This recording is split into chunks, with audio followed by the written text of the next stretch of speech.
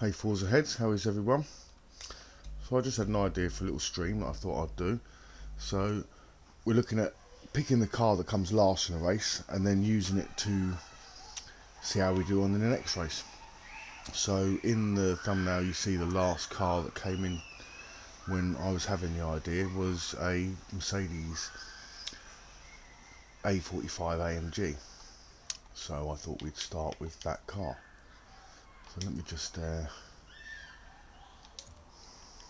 what's new.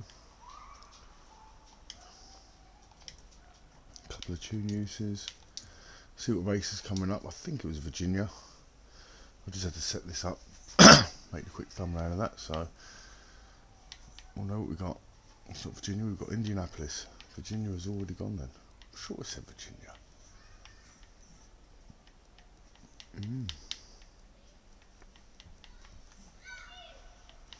Look, none of them do. So we've got Indianapolis Motor Speedway. Looks like possibly in the rain.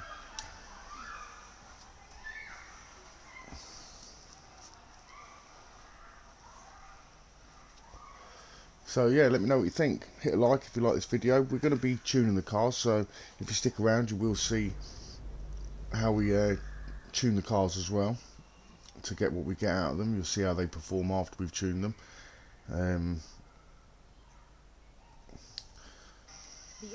Yeah, let me know in the comments. Hit the like button, give it a share. Let me turn that down.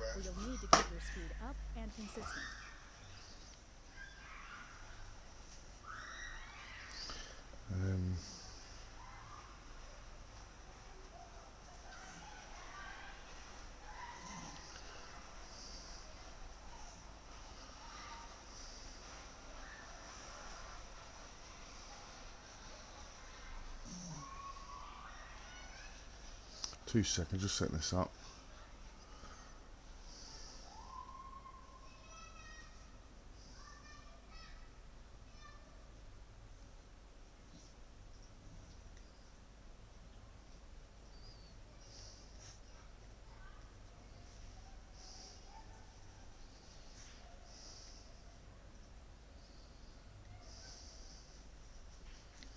How's everyone then? How's everyone doing? Who's on there so far?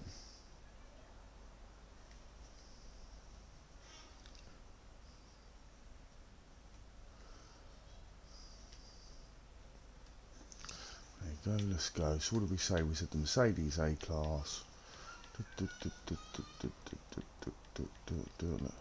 Hey, let me know if you spot it. All the way down. There it is.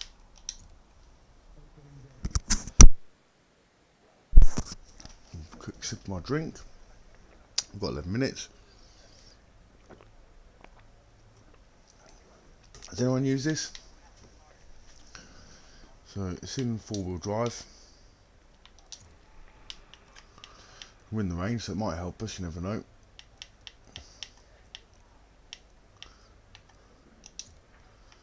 Right, let's get a lap in. Should we qualify or should we start from the back ourselves?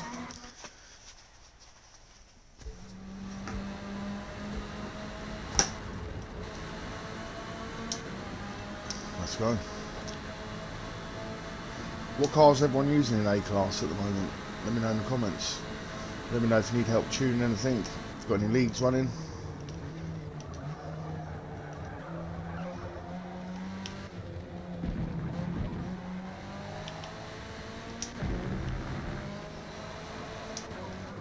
Oh, car feels right.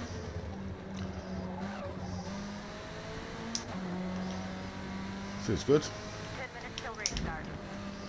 What do you reckon? Should we qualify or should we start from the back?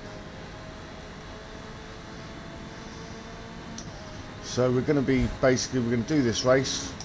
We're going to see the end results, see what car comes last, then we're going to stick a tune on it and see where we can get it. Should hopefully bring up some interesting cars. Thanks for that, mate.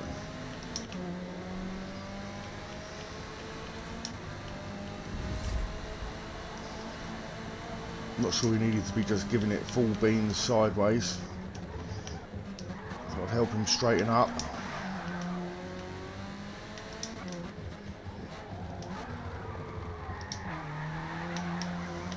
It's not bad, it's got enough rotation, a little bit understeer. But once you get on the power, it drives around the corner nice. So there's a way to tune these four-wheel drive cars. Let me know if you want to see the tune and I'll flick to it. Excuse me. Let's see what lap we can get.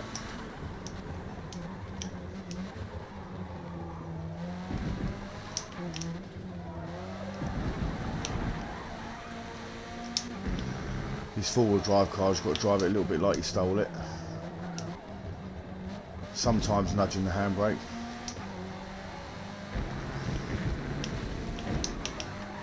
Oh, it's going to get a penalty.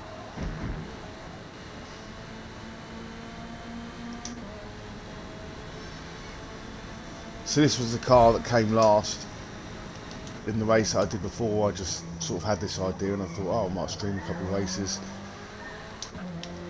Yeah, this is one. So we'll start with this and we'll see what comes last in this race.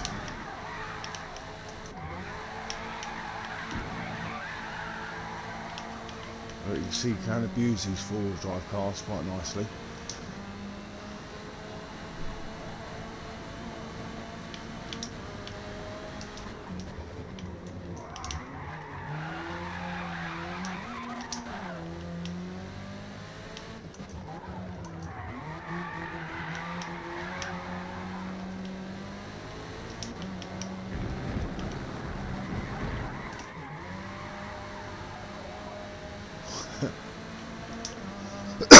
Excuse me.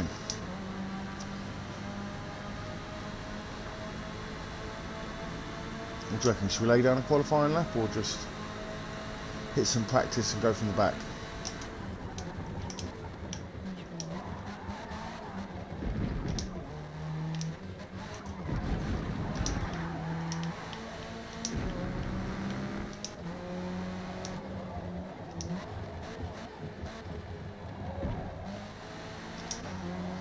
Make this time.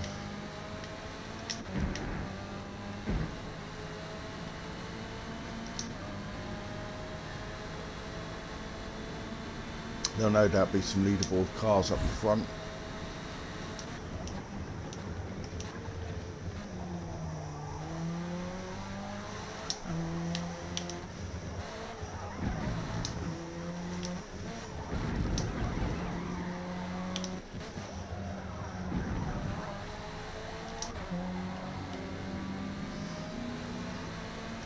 I can save any of these tunes if anyone wants to use them themselves. And just download them.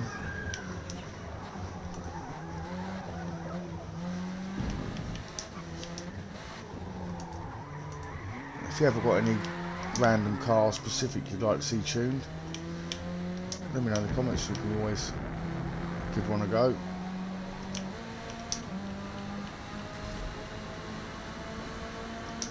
There we go, better lap time.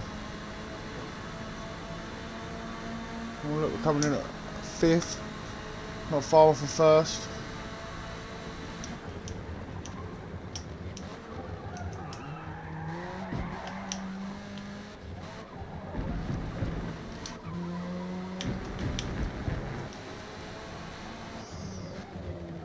Tyres running out there a little bit. Car feels good though. Yeah, I enjoy the rainy races as well, mate. How you doing? How you doing, Daniel? Thanks for joining. We're just trying the cars that finished last at the moment.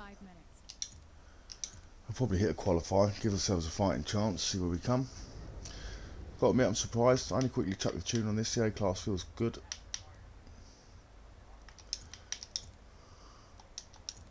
So with the four-wheel drive cars, it's all about exploiting the roll bars for one, the geometry, slack off some aero. Oh, we can change the brakes there to be a bit more to the rear, and a differential.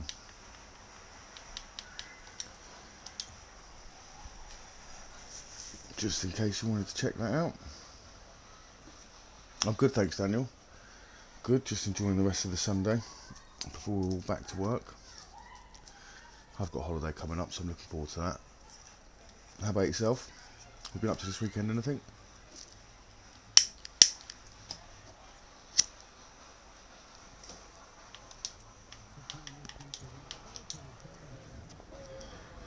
Let's hit qualify in the A class. Do you reckon we've got enough to get pole?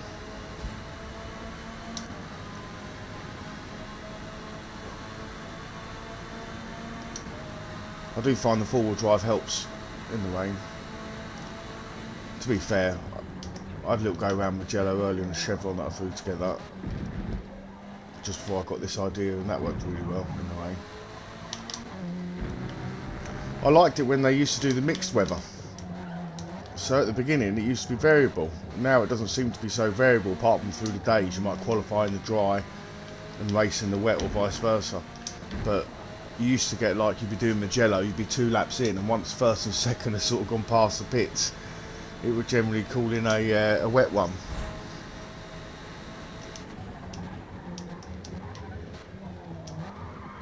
Which would change the dynamics. I mean, it'd be better if the races, like on the endurance races, because then you'd have more time to recover or more time to make the call. On the short races it was probably a bit of an issue. Just because it always seemed to let first and second get past.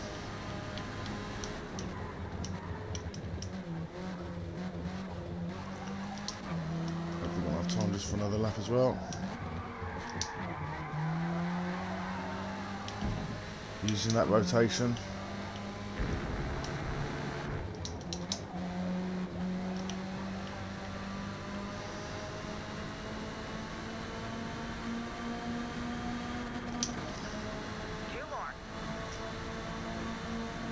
Which has GR Supra. I can have a little look at one of those.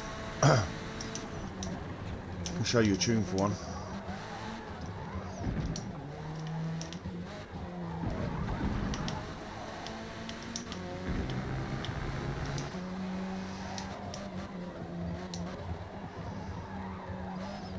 Once you have a decent tune, generally I find bump stiffness, suspension, camber, all them things don't really need to change. The only things you need to adjust is your roll bars, maybe your aero, some toe, geometry, and dive squat, and differential. They're the key components to making the car drive. Everything else is going to be pretty similar, because most of the time you're attacking the same terrain at the same speed. I mean, you may be in a slightly heavier car, but if you notice when you're tuning the cars in Forza and you've got a heavier car, the spring rate when in the same place will be a higher number. So like if you're in a light car, it will say it's only 450 just under halfway, whereas if you're in a heavy car it will say it's at 1000 around halfway. So it already accounts for it, so you sort of stick to where you are. I generally like to have the rear spring slightly softer, because that just helps maintain, like when you do put the extra rotation in, that just helps keep it a bit smooth.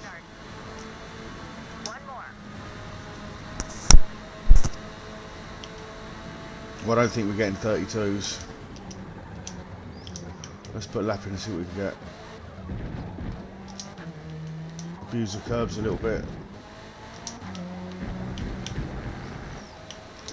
Oh no, we haven't got long enough, have we? No time. That's right, I'm pretty sure we can get somewhere better than 8th.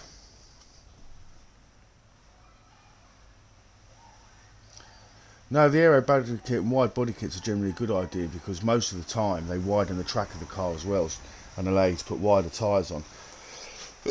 Most of the time you always want to make sure you've got a good stagger from the rear to the back, like from the front to the back. So like generally if I'm running a front engine rear wheel drive car, or you know, rear wheel drive car, all these 4-wheel drive cars, to be fair, even the front wheel drive cars in that way, because it lets you nick the points, but I always have a wider rear set, generally by about 30mm or so. It's not such a problem in the fronts, because some of the fronts you can run the same tyre width, like if they both got up to 275. But again, if you're going to nick a bit of power, sometimes I'd nick measurement off the front tyre to add power. But the aero is definitely a good idea.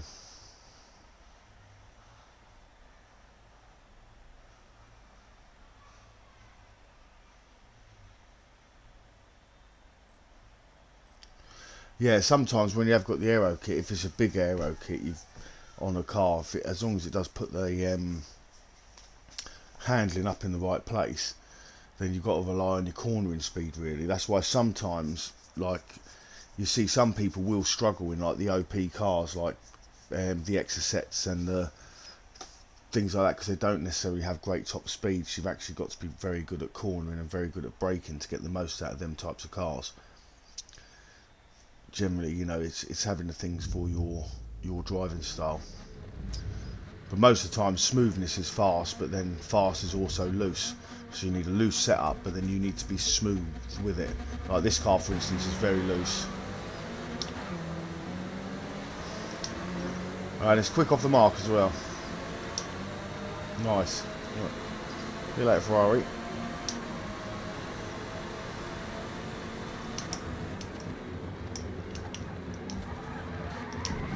Another way, just cut your nose off there. It's like, yeah, I'm here, so the corner's mine. Oh.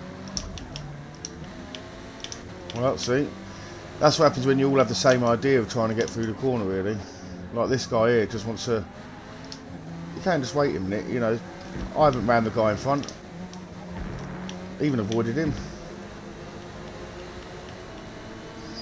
We're not too bad. I'll be happy that we're keeping up with a couple of Lotus Emiras.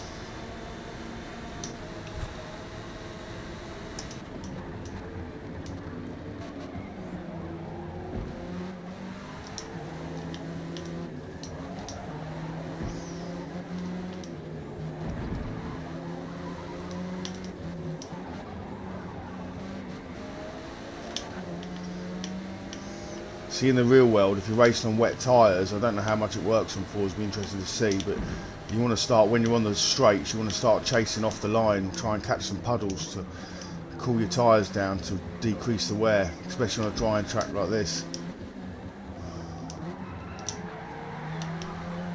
But I'll tell you what, I'm happy with third at the moment.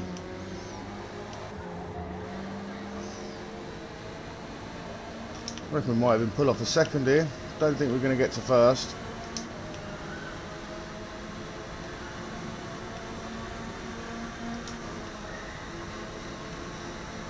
Half a second out, matey. Does he make the lunge? Yes, he does. Predicted that. That's not really a fair way to drive, to make an overtake from 0.4 tenths, like 4 tenths back. What am I supposed to do? Expect, you know, when people are in the zone and they're concentrating, they're not looking for the guy who's half a second off to come lunging into a corner. If you're fast enough, you should earn your way into a corner, like get alongside someone before the braking zone. So it doesn't happen this lap round, you need to make it happen next lap round, not just go, oh, look, I can see him, so therefore I'm going to brake too late, lunge in, go straight across him. Here he comes again. It's not as if his mate, who's probably in the same tune, is pulling away from me. He's the one so far who's struggled to keep it on the track, so he wants to probably focus more on smoothness and consistency rather than lunging and late braking.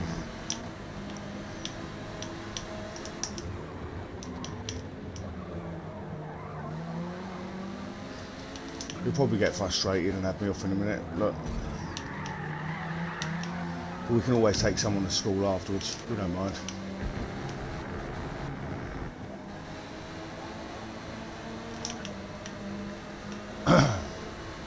So what he'll do is he'll come past here, hopefully he'll learn the spot. No, I don't think he will this time.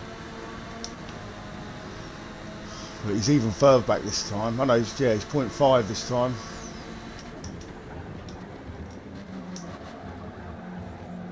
Oh no, he managed to hold on to it this time.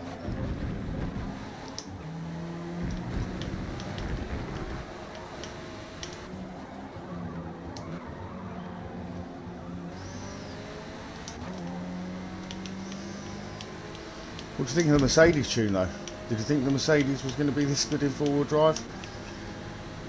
So I'm trying to haven't been able to look at the screen for the chat in a second while I'm driving, but I will do in a second.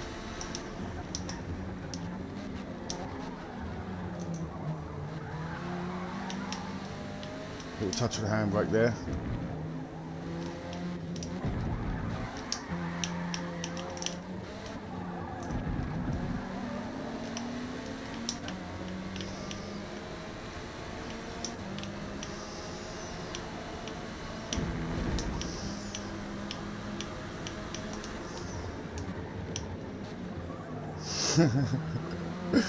He does like a move. He does like a move.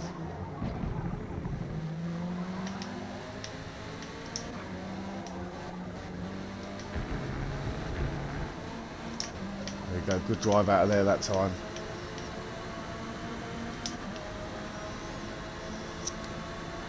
He's struggling to find the right time to come past or to make his move. 2 more laps to go. I wonder what's coming last.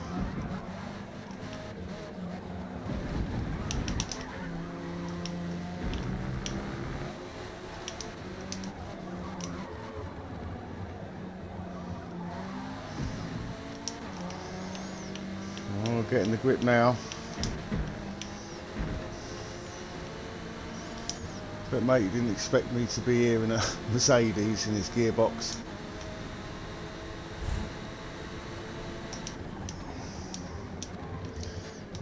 Goes to show you anything can really be tuned to compete.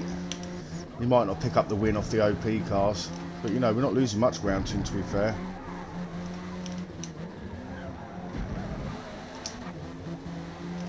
Tyres are wearing out now, starting to get a little bit more understeer, not too much, we're still up on time.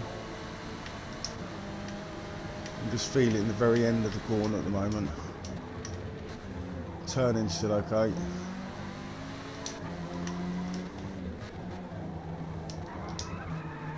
Use first gear to get the nose in there. Same with second there. That's it, get back on.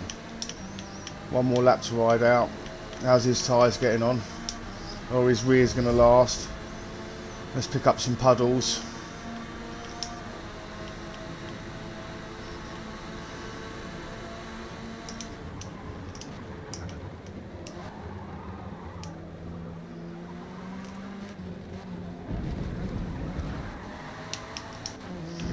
All in, it's been fairly clean, no one's got any penalties.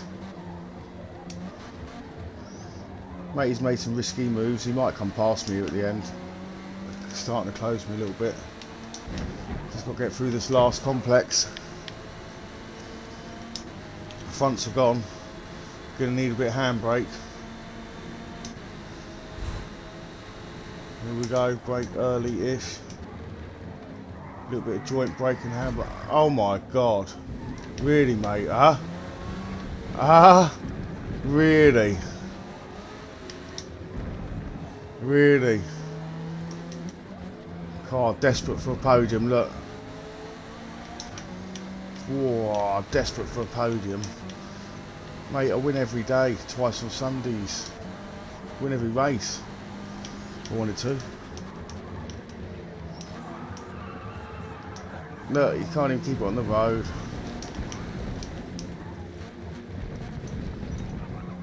Well, I still maintain dignity.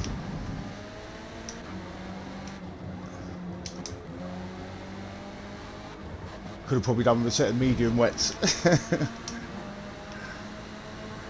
There you go. I think the Mercedes didn't do too bad, to be honest.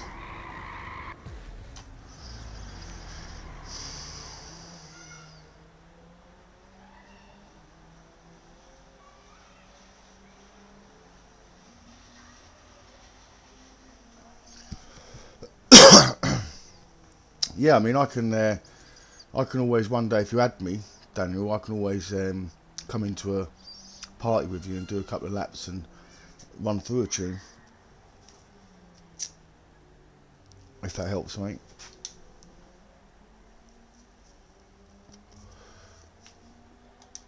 The main reason I started this channel was to help people improve and get faster. It's just trying to get the information out there seems harder.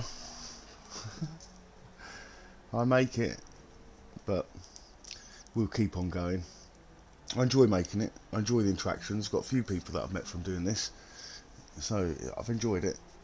It's been a steep learning curve. So what car came last? What do we go with? The BMW M305 or the Lotus Emira 23?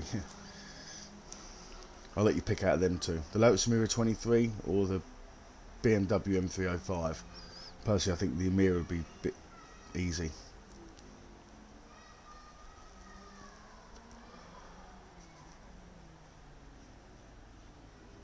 Yeah, that tyre wear was insane. I couldn't see how they were getting their rears to last. You'd have thought their rears... I expect my fronts to get a little bit punished. I didn't expect the rears to get that punished.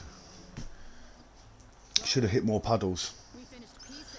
But because mate was on me for them first 3 laps, couldn't really even think about getting over. We done well though. I mean, what did you think of his last minute ditch for 3rd place from about, what, almost a second behind? It's funny, I was racing someone the other day when you skip through to the next race straight away like this. And we went in and it ended up just me versus a guy in an extra set. And we were having a great race for 3 laps. And then he just bummed me off onto the grass. And I thought, God, you're that desperate to race one person for nothing. It is a crazy old world sometimes. Is 2.2 miles of twisting blacktop surrounded by deep gravel. So if you go off, you will lose. Yeah, the Lotus is meta, I'd have said. I've probably got one.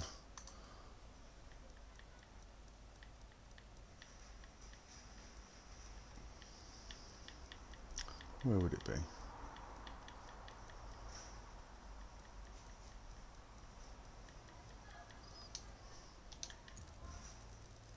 Too many cars.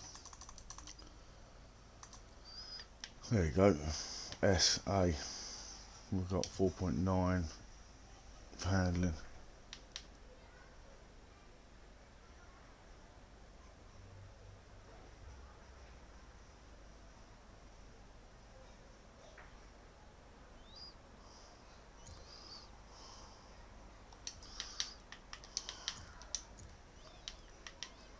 I was quite lucky someone came last in this, I think.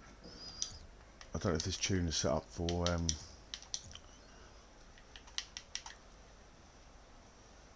let's knock that down a little bit.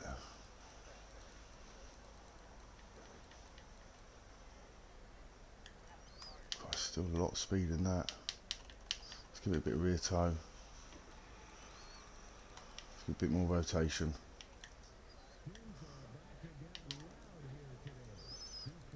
Let's give it a bit of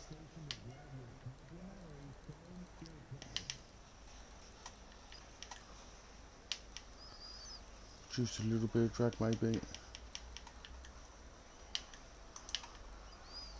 And then to control your wheel spin, you really want to reduce your diff down. Punishment is about the amount of rotation you can get, but you can always increase the rotation. And then kind of decrease the punishment through here. So we'll give that a go.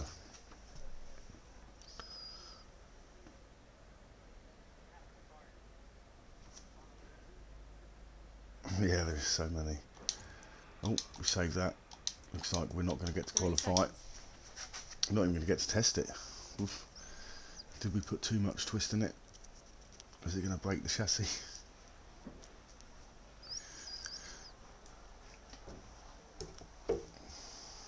Let me know if you prefer. I'll jump out and quickly do a tune on that GR Supra. Give that a go, seeing the Emira's here.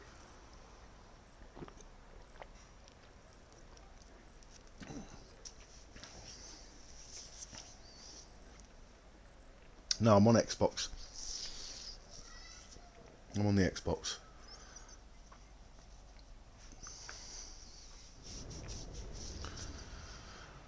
I've got a PC. It's probably not quite up there for gaming. It can stream well and everything. I do want to get a better PC because I would like to try iRacer and things like that. I've done a set of Corsa competition. I haven't done it for a while, but we've been good at that. We use the wheel and the controller. Using the controller at the moment. Don't even know what we're going to get here. 5 laps. Soft's going to wear out, right? Don't think that's necessarily a good time.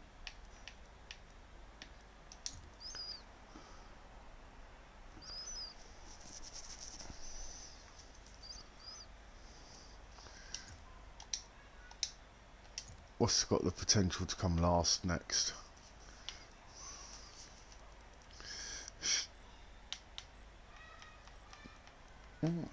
Be happy with any of them.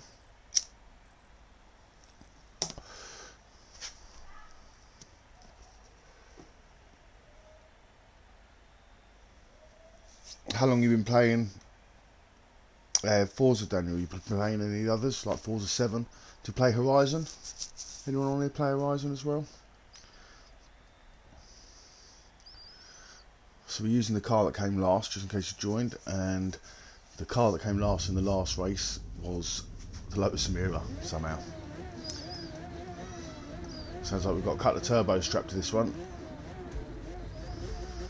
I just quickly tweaked the tune, didn't do a build, jumped into the next race. Starting in 10th, see what we can do.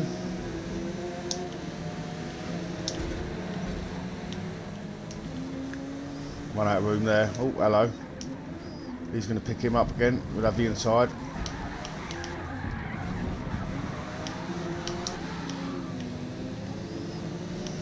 A little bit drifting. So this was a fast build I think I've done for this, to be honest. But we shall give it a run.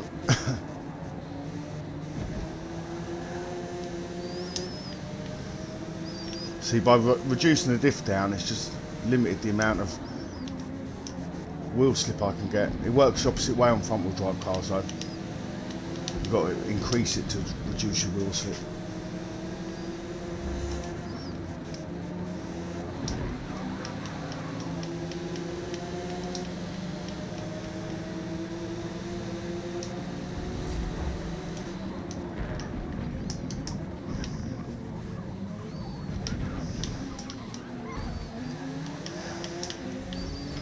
Oh, we'll find a way. We tried the hardest to avoid all of that. I think we made a position, lost a position.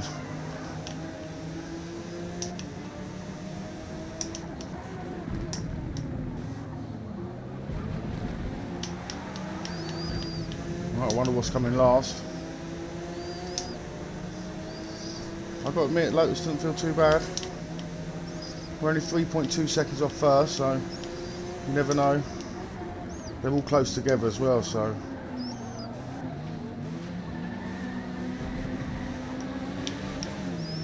Had to apply a little bit of extra brake there just to.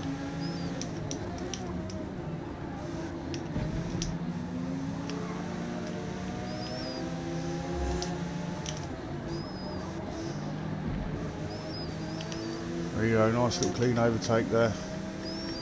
Got about as close as you can without touching, I think.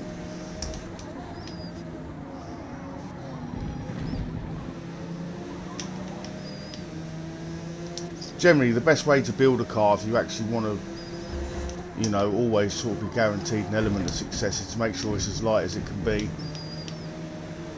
Got as much rubber as it can.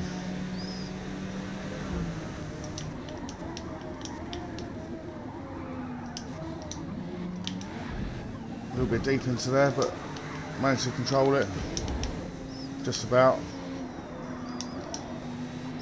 Moved up to 4th, gained a second on 1st.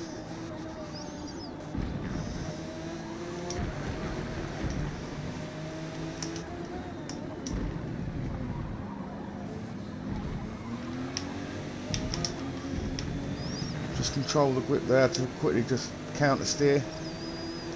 To get back on the curb. I didn't want to, but I didn't want to get into a slide. We get a wide entrance, turning nice and sharp, take the underside of these two.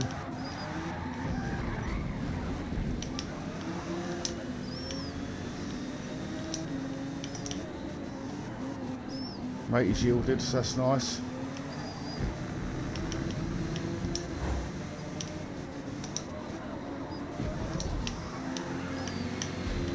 Have a little boost off him, double boost, shaking and baking.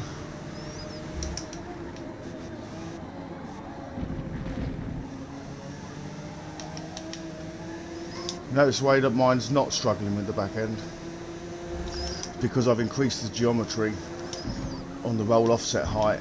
So if you want roll offset height explained, what happens when you increase the roll offset height, which is basically the lower joint on the suspension from the ground height, it puts the vertical load through the arms as you steer rather than through the suspension. So where you go from side to side, and you normally be preloading a lot of the weight through the springs, it puts that through the arms, therefore helps you maintain control.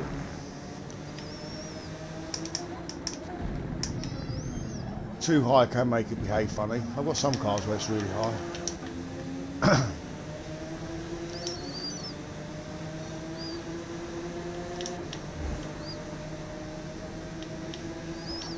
That's how you earn an overtake, you see.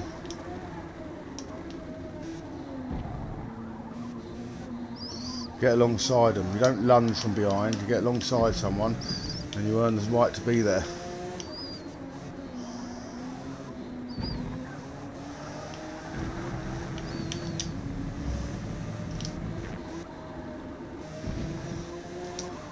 I've got on the throttle nice and early then.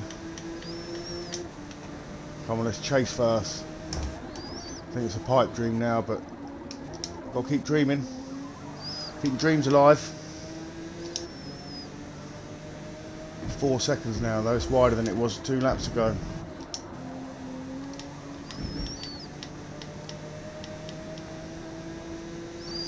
Managed to get through that, penalties and clean.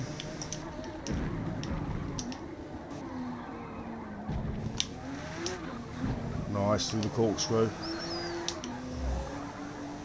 Oh, use the Scandinavian flick.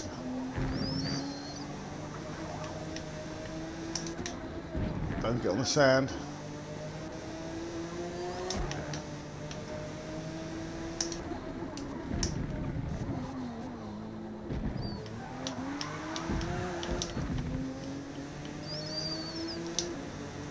Oh, nice lap. 1:31.2s on mediums.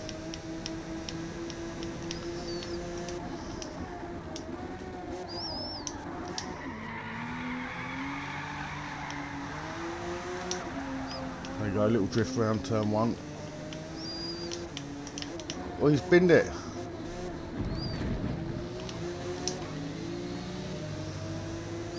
Oh, he binned it. And we had a drift off round turn 1. Look at that. We'll have that.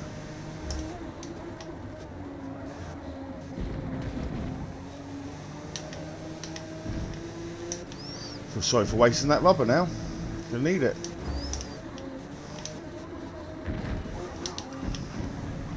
Oh, just stayed on the track.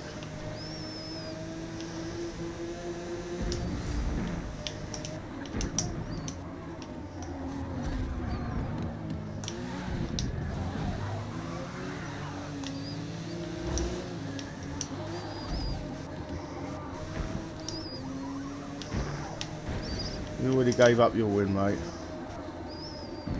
You already gave that up. Come on, risky business against me.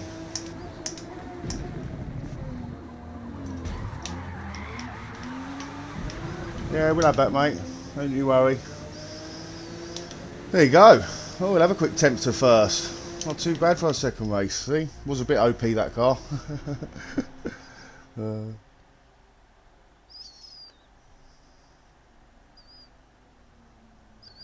Yeah, everyone loves the old NASCAR bump and run, yeah.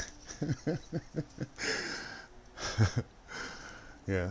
Wasn't too bad though, I think done alright there. What did we get lap time? 1:31.2, so we were fast. I did not think we were going to catch him, but that's why I sort of didn't mind letting it drift round turn 1, but then he went and sent himself off on turn 2. He came back at us with a little bit aggressive. I mean, I made my overtakes and still kept clean laps, I think. Swaz didn't give me a penalty for his shunt and run. Yeah, you know it. Yeah, he could feel his despair. He threw that away. So horrible that. Sometimes it's the hardest to win when you're up front for so long, because you become complacent, especially when you've got a bit of a lead. You'll be like, oh, la, la, la, la, what's happening out the window?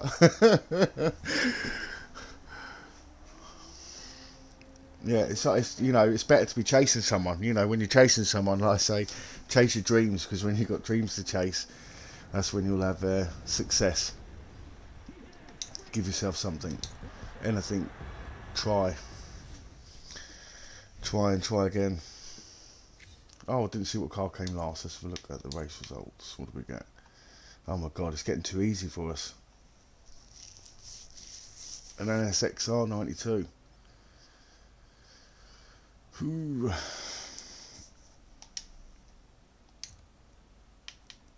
What have we got? Yes, right. I think you have to make one of them. NSX 92, or do you want to see the GR Supra?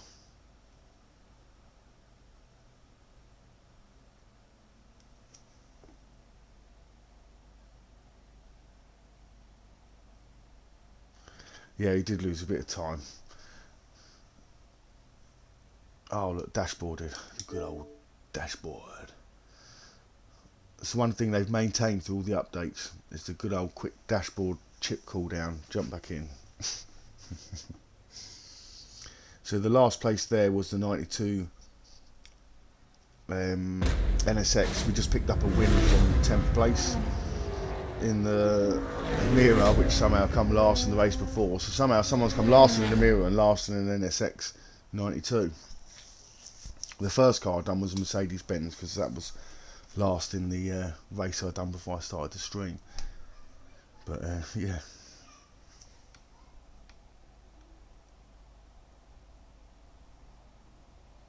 Yeah.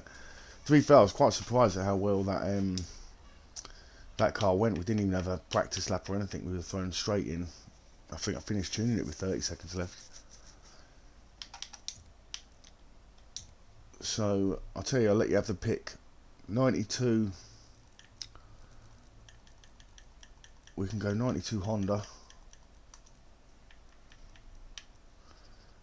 NSXR. Or we can go, I don't even know what track we'd be testing it on, but we can go Toyota GR Supra. What do you reckon?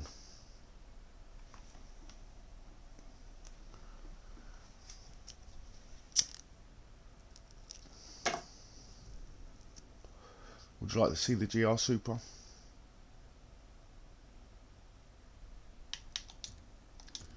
So let's reset the car to stock, and I will go through a quick build, quick tune, quick test. So we'll have the body kit. Should I go crazy rear wing or small rear wing?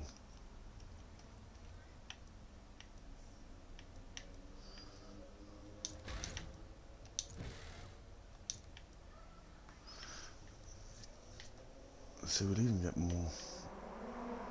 We'll go crazy rear wing, why not? Go for a transmission differential all the time. So if you do manual, you might as well do manual with clutch, because you don't need to use the clutch when you've got the top gearbox.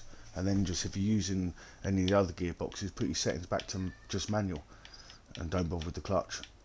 But you do not need to use the clutch when you've got the top gearbox. It's like a straight mesh gearbox.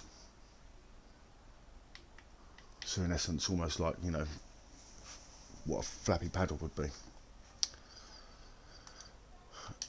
So let's have a look. Well, then wheels we'll leave for a second, but I'd be inclined to go for the lightest ones generally, or something like that. Tyre compound race. Now tyre size 335s, 315s. I'd be quite happy to. Doesn't give you much points. I'd be quite happy to lose some of that. Brakes will go full for now. Suspension, roll bars, weight reduction. Oh look, 700. Meant to be. Still says it'll do 158. We've got an 11.5 quarter mile. I don't think that's that bad. Oh, we didn't put front tyre width on. There you go, that's why. 255 though, I'd be happy with that.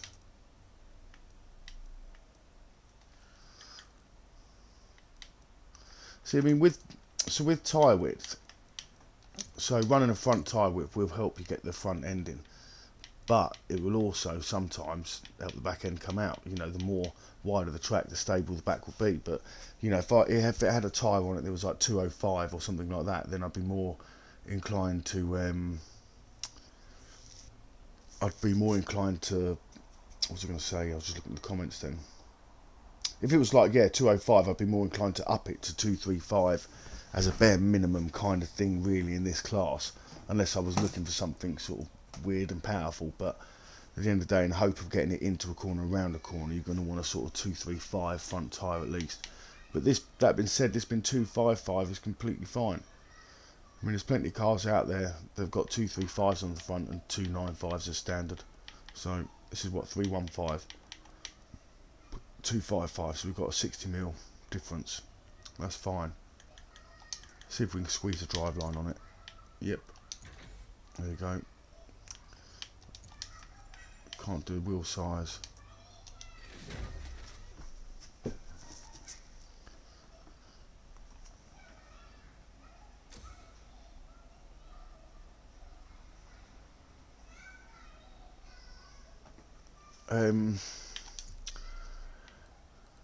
So tune wise, I mean, the problem with using the tune is I don't have a lot of tune space. You'll see when I save this tune, I have to rename the if I was to save this tune, I have to rename the, when you create a tune, it creates an autosave. If you then rename that autosave, you can then share that one. But I've run out of space of downloading other people's. I need to go through and delete them, but I delete them, and I swear I make two, and it will go, oh, you fill up again, and I have to revert back to renaming autosave until that fills up. So I'll probably run past anyway. So 27, 26 is where I'd start with tyres. So gearing wise, we've got 8 gears, so I wouldn't be inclined to go too short on the bottom, because 40 miles an hour is short enough at first. I'd still keep my gears pretty similar to how I had them on most of this class, really. So it'll be 40, 70, so we've got a 40 mile an hour gear, a 30 mile an hour gear, a 25 mile an hour gear, and then we'll go 20 mile an hour, forget that, we'll go another 20 mile an hour, and maybe we'll go 15,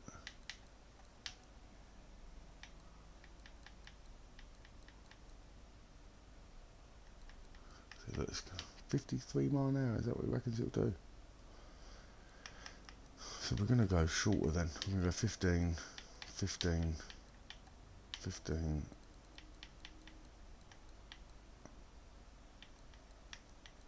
15, we'll just go an extra 10 just in case, you never know, but that is what we'll do.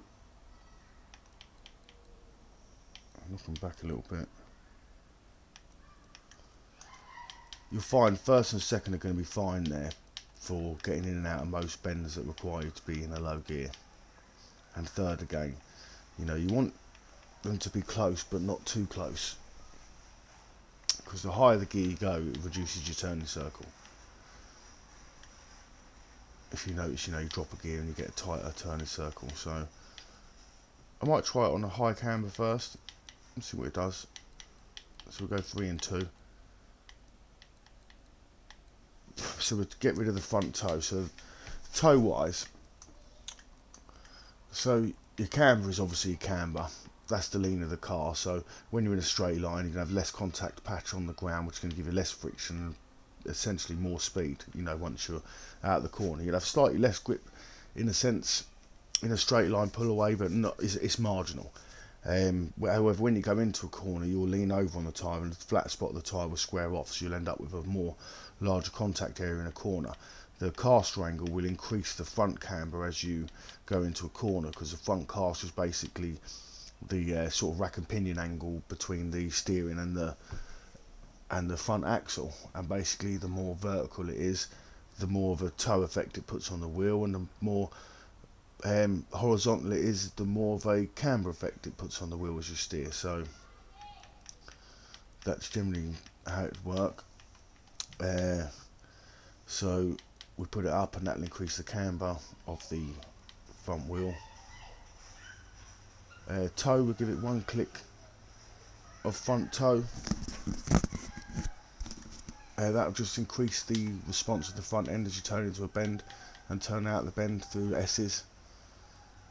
A slower front end if it's like how it was when it was set up, but that will increase the speed. It's same with the rear, that will increase the speed of the rear end. So like on 4-wheel drive cars, you might want to run it something like that, same with front wheel drive cars. But really square is best, or as close to as you can get on rear wheel drive cars. Some cars like the Corvettes and things like that sometimes need a little bit of rear toe this way to stop that snap oversteer. There are other ways to stop it, but that's an easy, quick way to stop them rear wheels. And then what you'll have to do is just again drop your front stiffness to increase the rotation back again, because it will reduce the rotation. So, but we'll try 1 and 0 for now quickly. Then generally most cars will start around 20 somewhere, so we'll leave that on 20, and then what you do is you're going to want to chuck your anti-roll bar on the rear all the way up, and then we'll see what it can take. And if it's too oversteery, then we're going to increase this. If it still feels understeery, still feels like it could have more rotation, then you're just going to decrease this. But as a rule of thumb, generally easy just to keep your rear up full, because by having it stiff again, this will increase the transition between bends, because your roll bar is going to have less wallow, so as you shift the weight's going to go over and straight to the tyres. So we're going to start with it on 20 and go with it on 40. I say if you're enjoying this video, hit the like button for us, and yeah, I hope you're all learning something.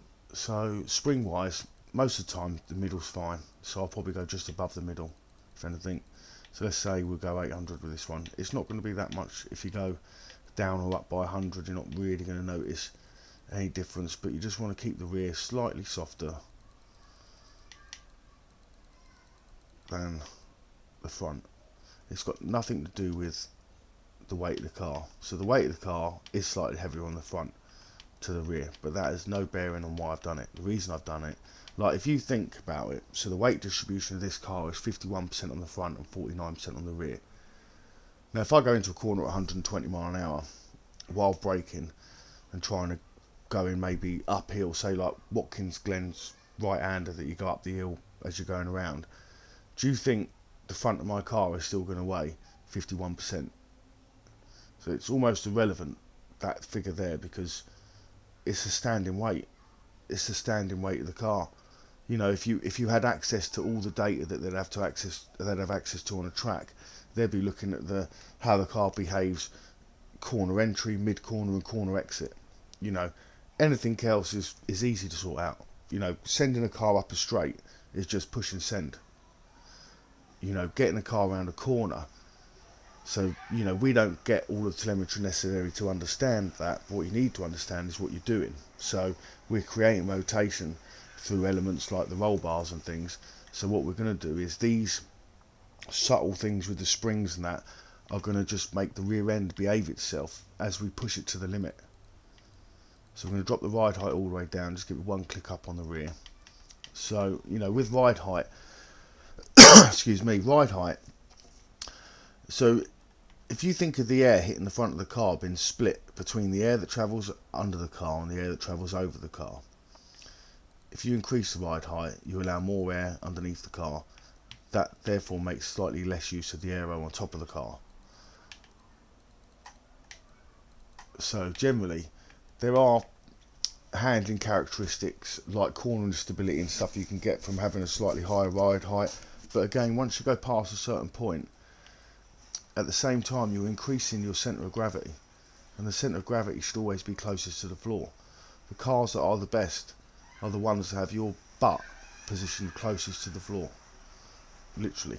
You know, even if you go in the cars like the Megane that's on this game, the Renault Megane, when that came out, that was down as having one of the lowest butt points of the cars in its class, and that's one of the reasons why it handled so well. You know, so if you're in a car and you've got the option to pump your seat higher or lower, a lot of people have their seat pumped higher because they want the vision.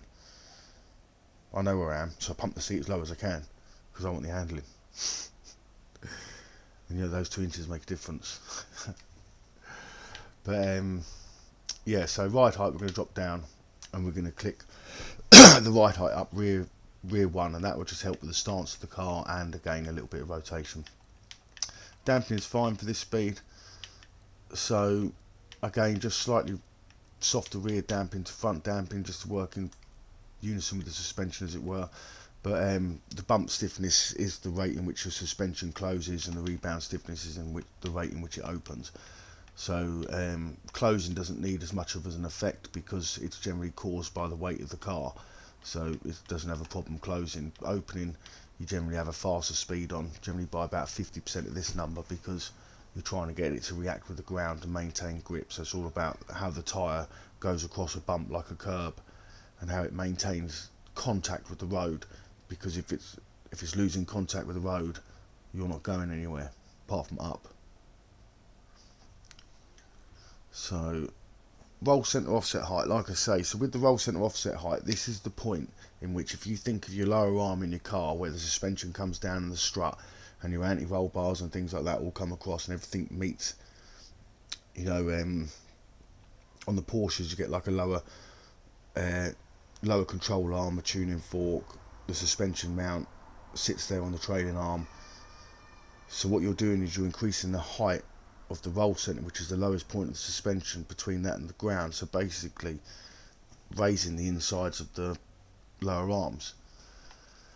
And now what that does is it switches the vertical load of the springs, what would be travelling through these springs, through the arms, because you're pulling them up into a higher position, which means they're more vertical. If you think of them sitting flat, you know, the outside attached to the wheel hub, the inside attached to the suspension, if I increase the height of the inside against the height of the wheel, that in turn is going to increase the angle of it, so it's going to become more vertical.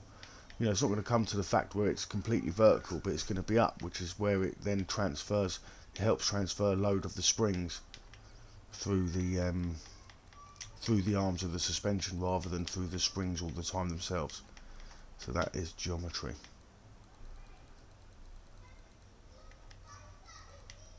So anti-dive and anti-squat, you're going to want plenty of anti-dive.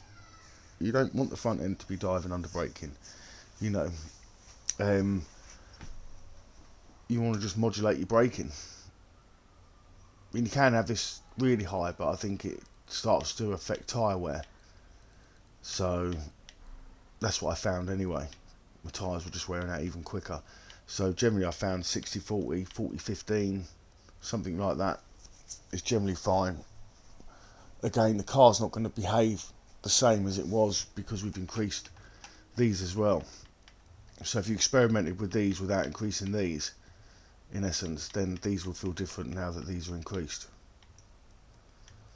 So downforce on the front and just a smidge on the rear, again help with rotation and help with top speed. So you know, the front aero, so this would create understeer,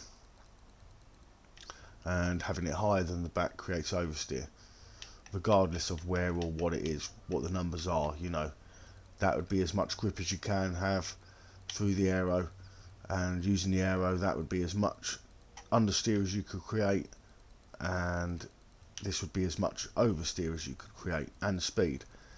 Speed wise, the front's probably worth 3 miles an hour, the back's probably worth more like 10 to 12 miles an hour. So if I took the front off, what do we get? 55 to 57.2, so 2 miles an hour. There's a lot of aero on this car.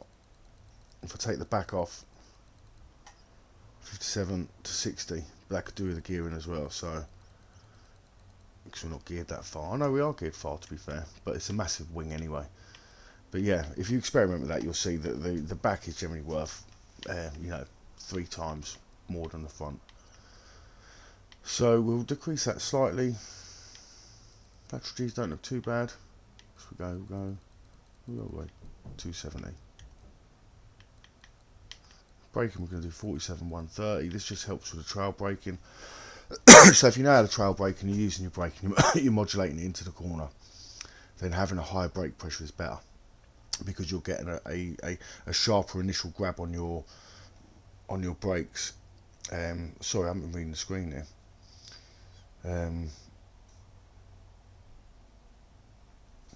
Yes, what's that? So basically, yeah, when you're trail braking, you want to be using a higher pressure because you'll get a higher initial response. But then if you have your brake pressure up because you see other people using it, but you're then the type of person that just wants to brake late into the red line every time and as hard as you can, then you're going to get brake fade deep into the corner.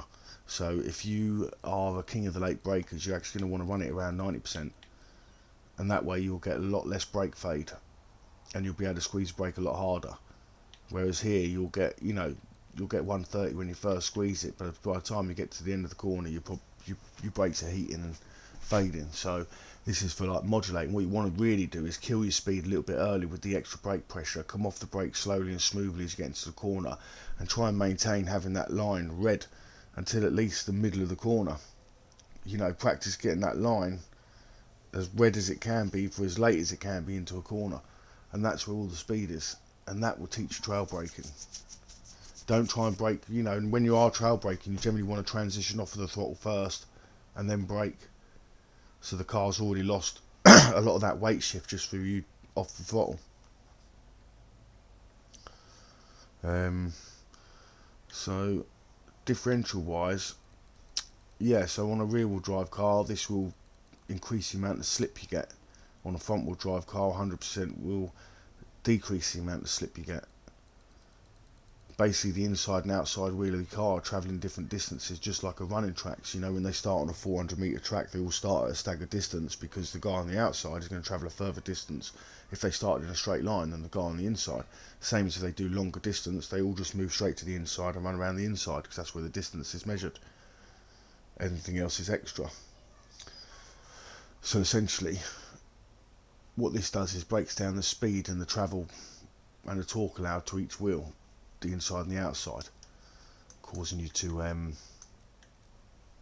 have more grip of the road. Because what will always happen is the inside wheel will generally start to spin off first, because it's trying to spin at the same rate as the outside wheel on less tarmac, because it's going a less distance around the corner. So what you want to do with this is, generally on a high powered cars, you're going to want to have it 50, 40. On low powered cars, in like classes like D and E, you can have this all the way up to 100 on a rear wheel drive car. It won't really affect it so much. Just drop it as you need to. But if you're struggling with a bit of wheel spinners coming out the corner, then just drop that down to 50. Increase this anywhere up to sort of 20%. Generally 10 should be fine. Some cars, if they're a bit squirmy and loose going into the corner, just increase that to 20. The punishment for increasing the deceleration. So the positive effect is that this will increase the control into a corner.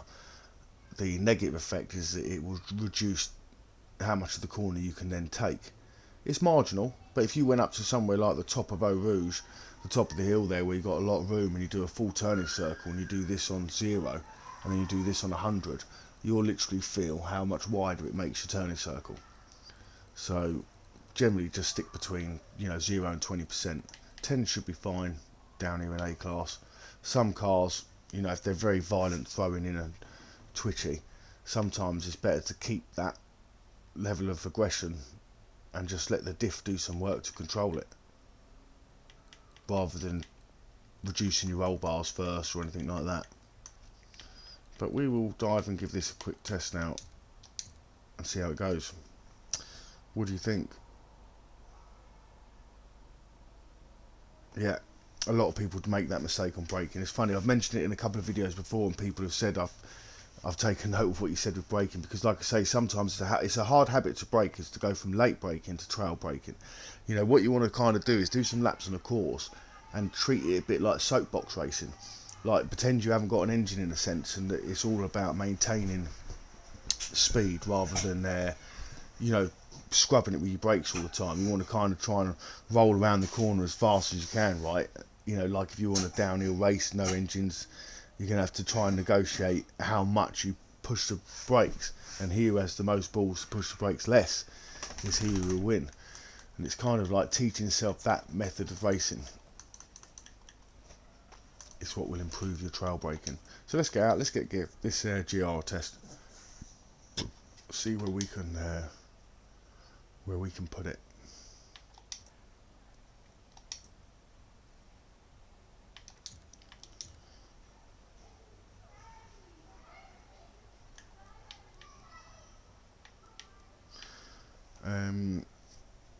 Hopefully one day we do get more and more people watching this, because I do think the information I give is useful, and it can make racing so much easier. If you've got a car, you can actually stick it to it. So what should we go with? Should we go with Spring International, quick dive, Suzuka with a bit of a practice, and dial the tuning? What do you reckon? If it's Suzuka, I might make a quick coffee while we're in between, and if it's Spring, I won't make a coffee, I'll dive in and we can do the race straight away.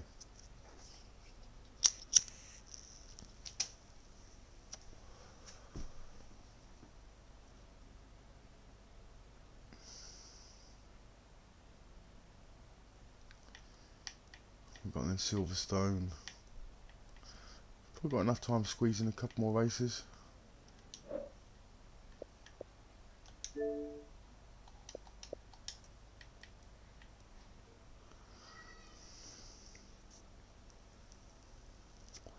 Yeah, I was thinking Suzuka as well, to be honest. I'll do Suzuka. Give me 2 seconds, let me make a quick coffee. It'll literally be less than 2 minutes and 40 seconds. I'll catch you in a minute. Cheers, mate.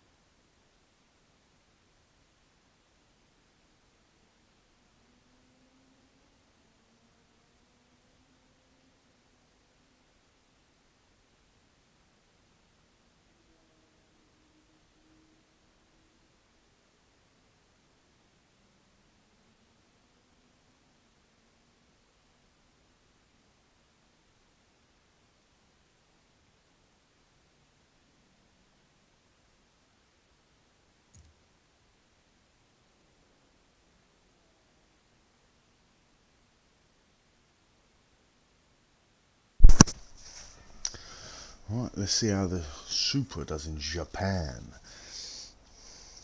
Japan.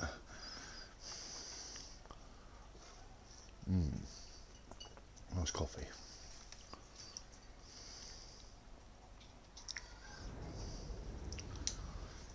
Suzuka circuit features a unique figure-8 layout. From Where its did it original come in our group of 1962 cars?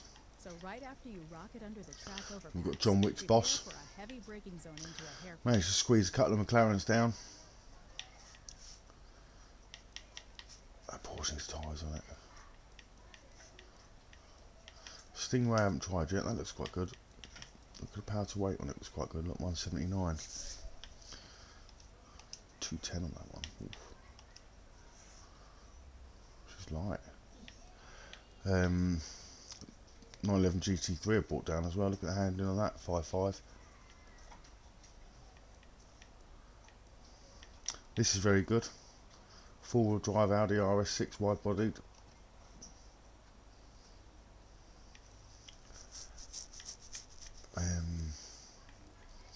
Where is our Supra gone? Paul Walker's Skyline, that's good. That's very good. Four-wheel drive Quattro.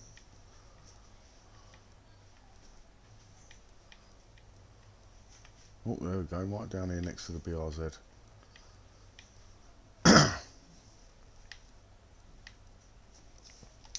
Let's go. Let's give the Supra. So we've just tuned this for Daniel. Give this a quick go. We were using the last cars, but the last car that came was a NSX 92, which I thought it'd be a bit unfair to use that because it's leaderboard, and we'd just done the car that came last before was a Lotus Emira, which was leaderboard. How crazy is that? Let's go 5 laps of fuel. We always fuel 1 lap more just in case we forget to fuel. It's bad enough forgetting to do your tyres. Let's see how she drives.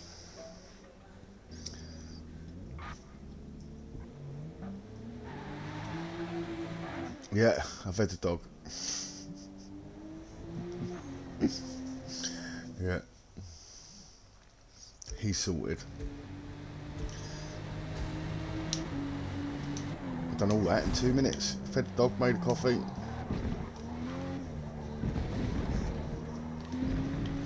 Definitely feels like we could have more rotation.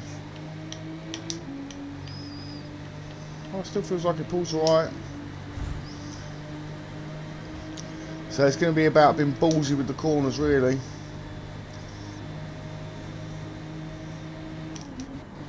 Look, keep that line red, look. Keep that line red.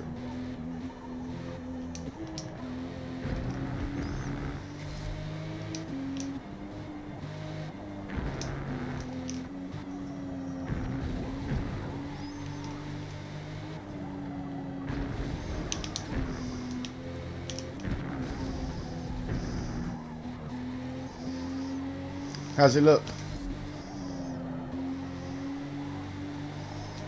I'll get on that gas, no wheel spin. You can use a bit of grass. Keep that line red. Keep that line red.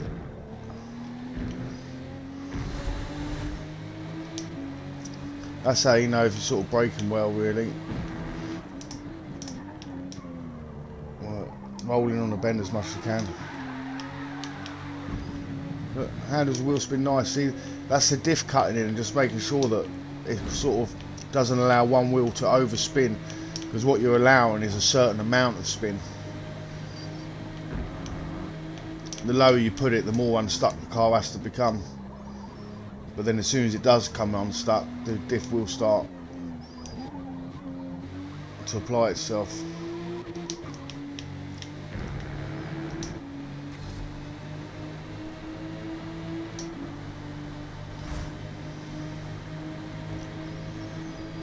Here we go, come up to R130. In this case it's more like R123.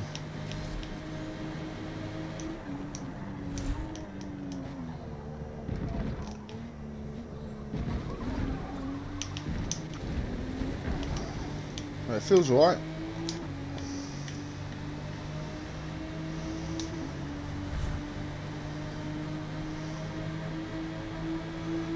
Well, we've got ourselves up the front for now.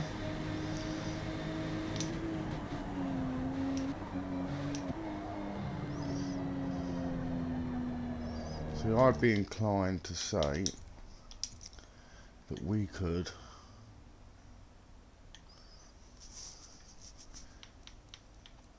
maybe give it a little squirt of rear toe and drop the rear bar down to 15.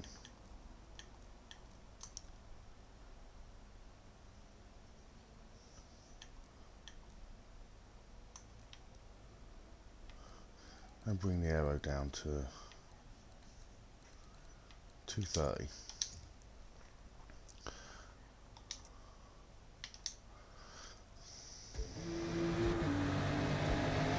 There you go. We just made a little bit of correction to it. Don't want to ruin mate's lap if he's on one.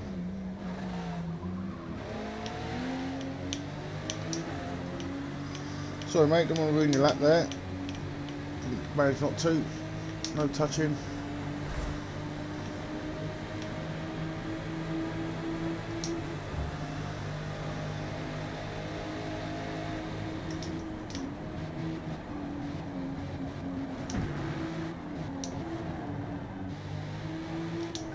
See, that little bit of toe just helped us drive out of the corner now.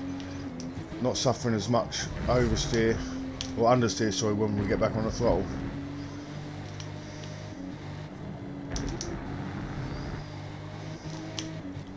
See what I mean? We don't have to look at what the weight of the car is or anything like that. We know how to set the car up off the offset. I didn't look at anything. We just know, like I say, generally what you're trying to do is shift a certain amount of weight around the corner as fast as you can, and what the balance of the car will do, like if a car's too front heavy, you might be inclined to actually add ballast to it and actually bring that front to rear weight shift down, because by having a lighter rear end you'll get a lot more of that action. I was just demonstrating there, worn out fronts, but yeah, by having you'll just basically get more, there'll be more limit. The limit will be finite.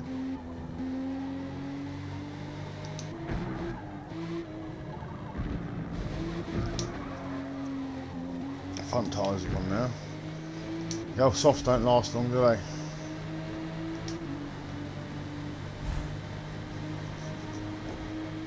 Used to be able to squeeze some races out of the softs.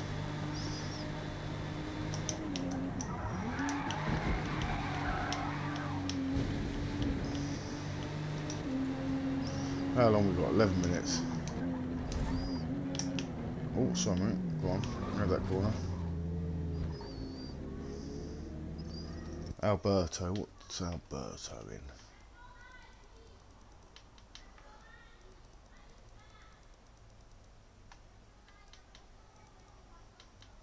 There he is. I'll Formula Mazda. Worry about that. I'm going to drop that down a little bit more.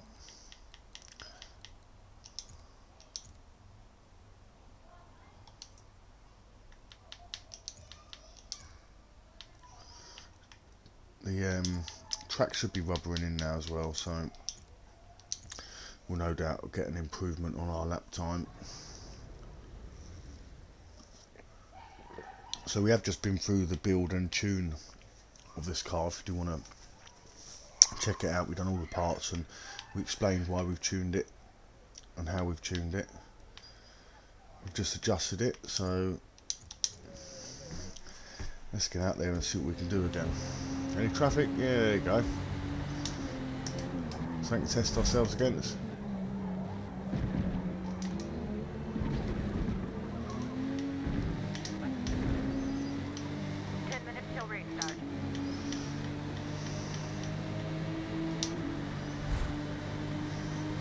Nice car, this Supra, to be honest. I think it looks better with the wide body. Oh, touch brake there. No wide on that. We go, keep that line red, look. Or orange as we get to the end. We want it red past like halfway into the bend, generally.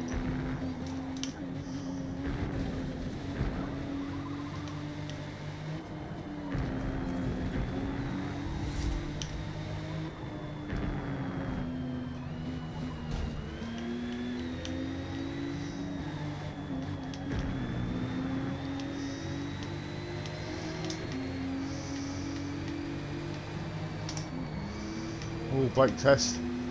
Brake test, ready for that, mate. Not a problem. I don't know what you think that's going to get you. Probably off on the next corner all by yourself.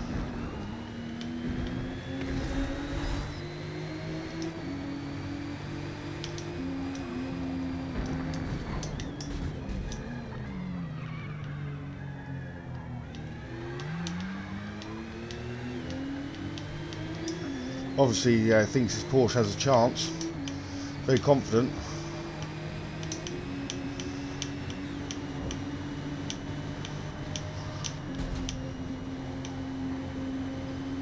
Go on, push them brakes, late. Go on, go, late. Shut the door. Go on.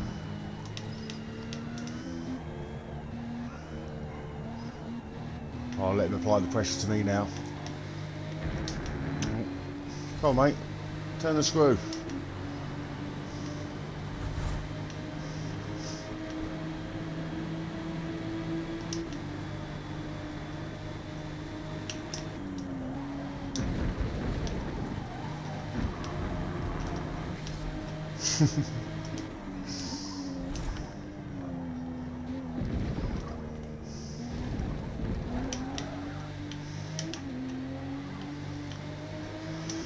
Well, we're going to get ready to qualify in a minute.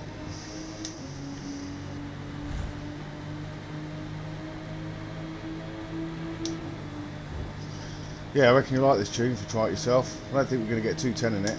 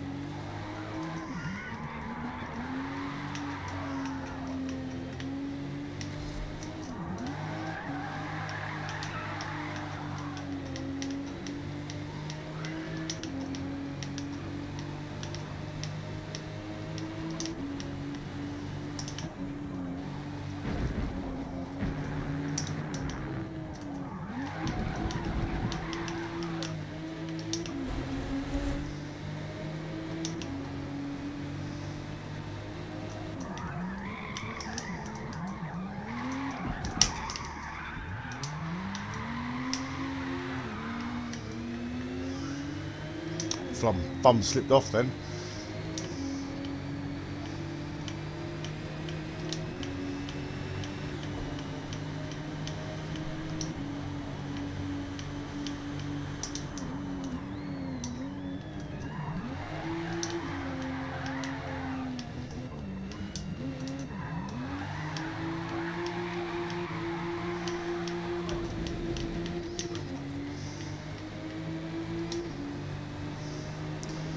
Rear tyres are wearing out.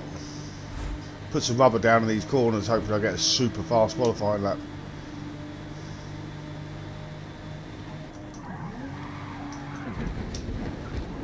Bit early on that one.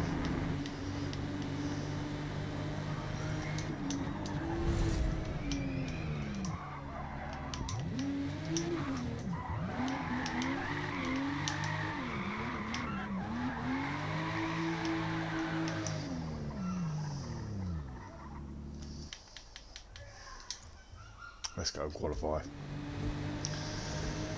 See where we can get the Supra. See where it lands. 5 minutes till race start.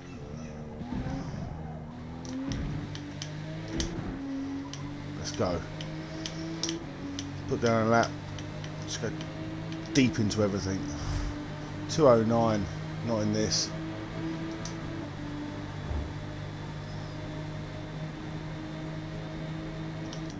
I've got a car I can probably do 209 in, but you're going to have to vote on that, whether you want to see me in it or not.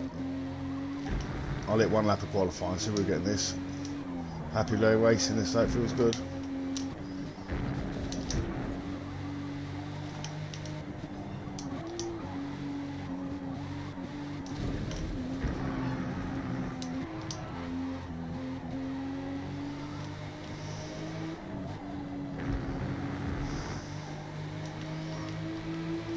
Come on.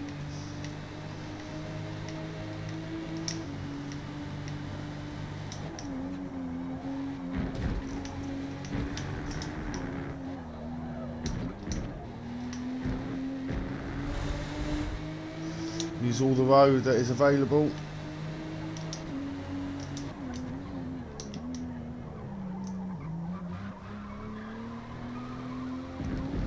Ah, penalty. Git.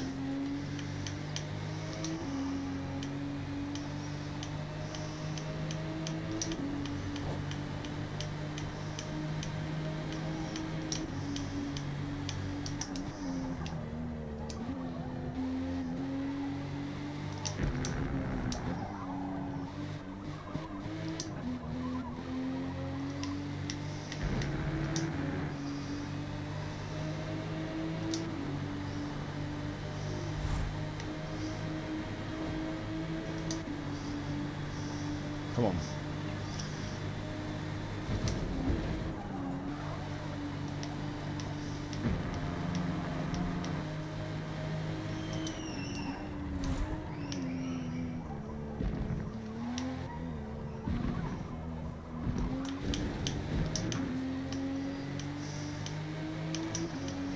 .209 looks fast though, doesn't it?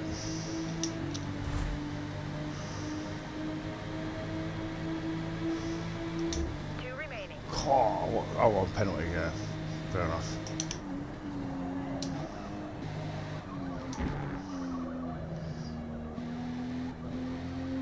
Well, shall I use this, or shall we change to something and then go back to losing car? Let me see if we can give it to them at 209 and something else. We'll see where we come in this.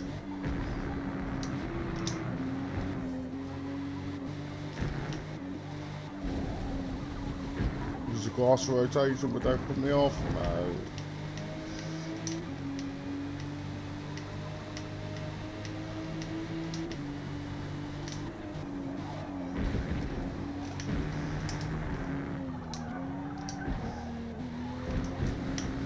Oh, just stayed on, skin of my teeth. Still 2 tenths down though.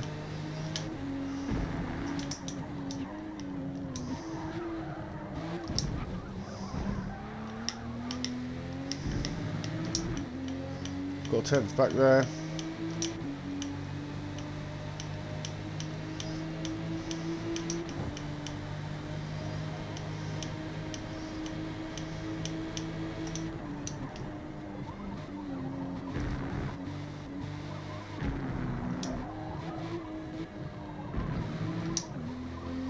Come on. All into the 12s. It's got a nail R130.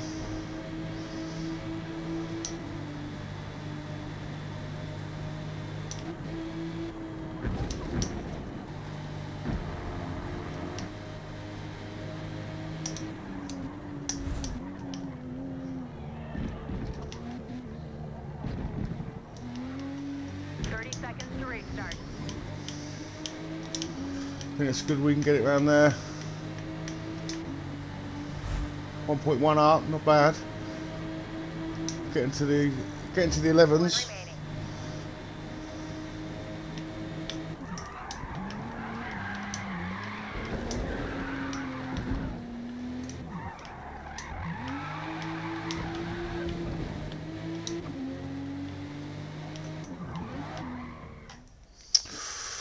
We got into the 111s, not too bad. Yeah, I saw the F1 race today, although I should say I fell asleep watching the F1's race. I was quite tired, but it was good. It was good. Russell calling it. I mean, fair play to him. I was thinking that's what Lando was going to do, because Lando seemed to come in between the two. Like, he looked like he was going to stay out for a one-stopper like Norris went for, and I was thinking, oh, that could be a good idea. And then they brought him in sort of halfway in between the two, so didn't really seem to gain too much from that. It's problems that some of the teams seem to suffer from more than most. You know, Red Bull and Mercedes are the best at getting their decisions bang on generally, especially when it comes to Red Bull with Verstappen. Oh, tyres. We didn't change tyres. Well, at least we've got enough fuel. So it could be closer up front for the first 2 laps. Okay, let's go.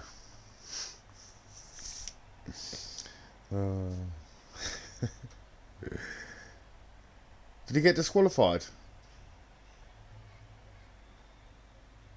How you doing, Mike? How you doing? You set the rig up? You got the rig going?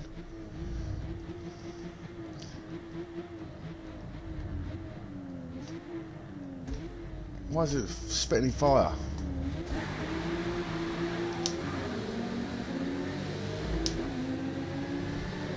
Oh, see, short gears make for good pull away. I don't know where you think you're going to squeeze there, kind of thing. You know, just need to all slow down a little bit. I kept it tight. They both should have been on the left-hand side of the track anyway. It's about as far right as you could be.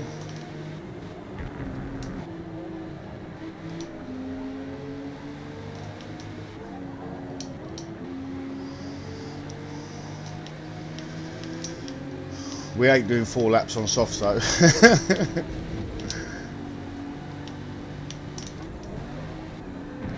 Stick it to this chevron though.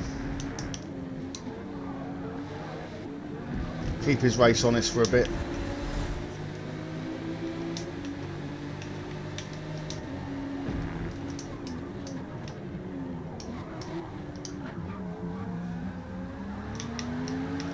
See, I left him a car width on the inside there. More than a car width, to be honest. You can always sacrifice a bend if you know it's going to be followed by the straight and that's where you're going to have the power. Doesn't matter, let him in. Come inside. Come inside. Oh, not that far inside.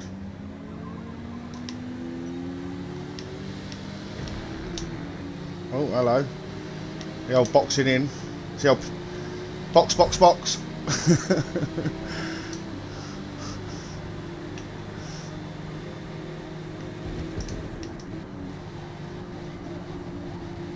Run it out on the curb.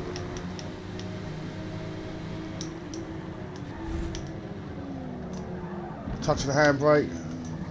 Oh, sorry, mate. Little shaking and baking there.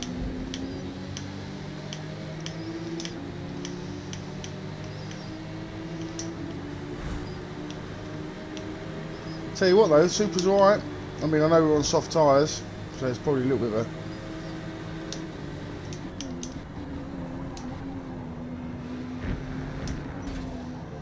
Don't fancy getting near that curb now, mate.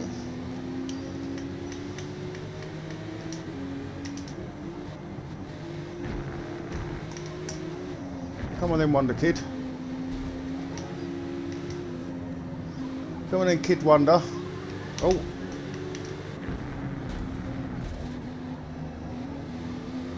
Oh mate, you were desperate for that bend. Yeah, we predicted that. Go on. Rubbin's racing, come on. His back's a bit loose though, isn't it?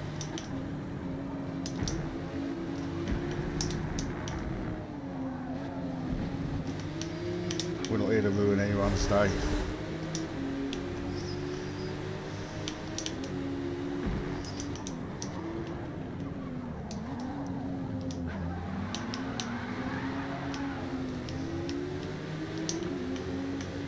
Look, watch him, look. See what I mean? He just wants to try and run out. If you race like this, let me give you a little lesson in racing. The more aggressive you race, the more aggressive someone's overtaking is going to have to be. You know, if you don't give them the room, they're going to end up taking it from somewhere. Like this guy doesn't want to share any track. He wants the outside. If you go around the outside, then he wants to defend the inside. If you're on the inside, you don't. You'd get flagged on a real racetrack. You'd get flagged. Everyone would look at you like you were a dummy, like you're new. You're probably greener than the grass at the side of the track.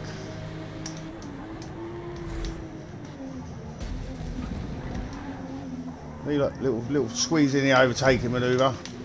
Total time I'm not to really go. sure that's worth a penalty. I didn't think I was going to fit in there, to be honest. I wasn't planning on that. I broke a little bit early and a bit wide, but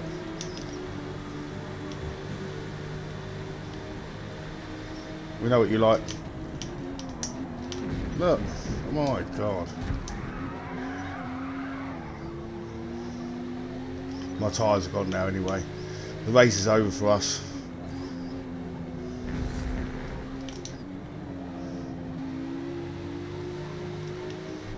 Oh, I say that. Still handling alright though.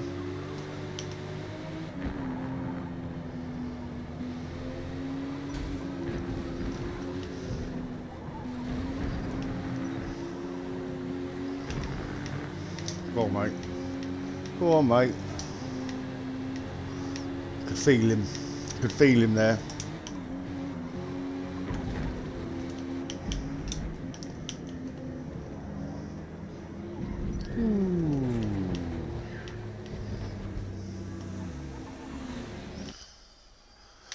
I think I was just going to get harder and harder for us on them tyres. But I didn't mind that. It's good racing.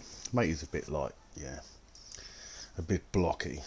Like I say, if you're going to race like that, I mean, I was pretty fair with him, to be honest. But if you're going to race like that, then people are just going to end up trying something desperate.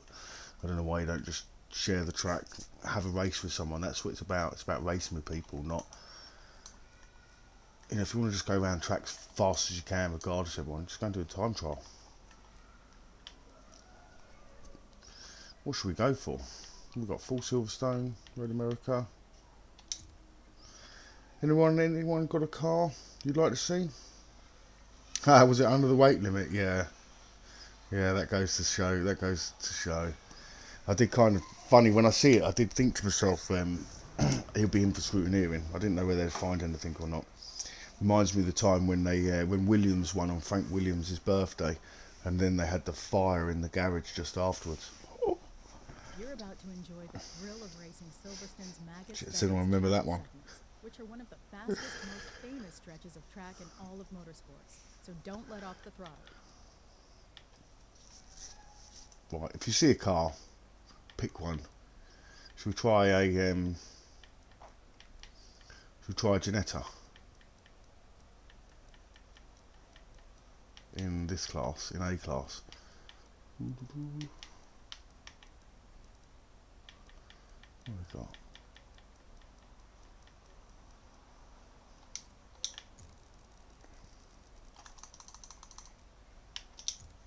I was looking for the wrong colour. Forgot it's red and white.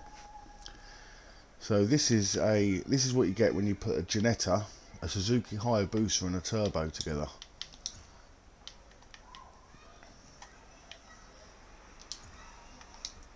I didn't look at what car came last in that last race. Well, we didn't come last. It was us. It was us. I should use the Super again as punishment. Good car. To be fair, the Super felt good. There you go. Look. Nice 12,000 RPM Hayabusa engine, big turbo strapped to it, stuck in a tiny little two-seater. Sort of stuff racing dreams are made of.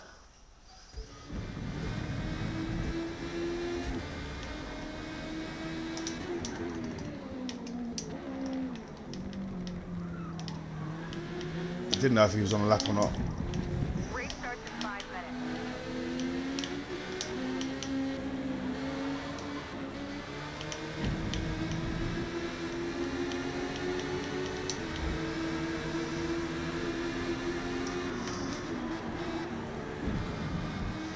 Go on, Ginetta. Stick it to him.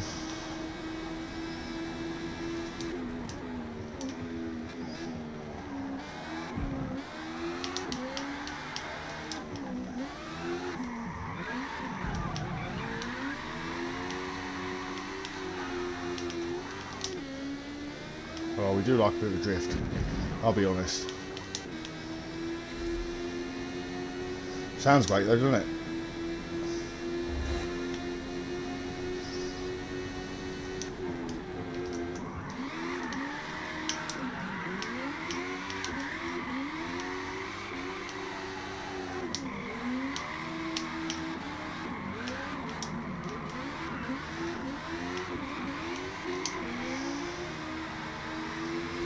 Oh, give it some beans.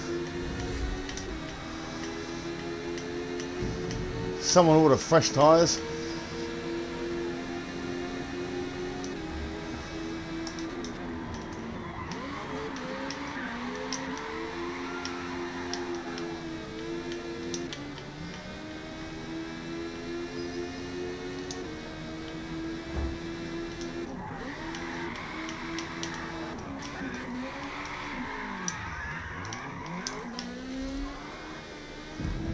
And we saved it, but you thought that one weren't going to save, didn't you? But you thought I weren't saving that one. Should be a qualifying lap in the Ginetta.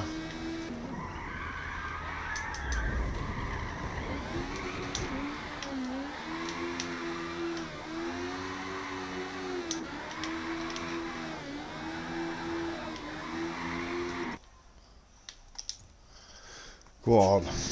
Nice little bit of drifting.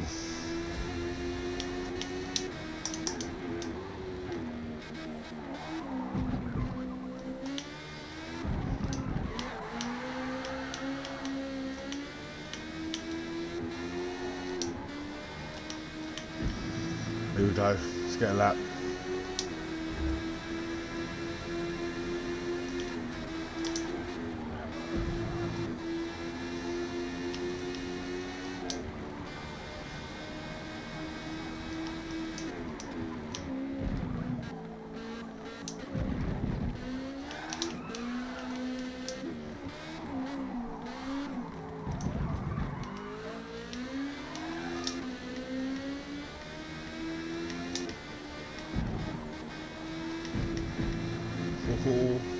Staying on. I do like this car, to be honest. It's definitely not leaderboard, but it's good.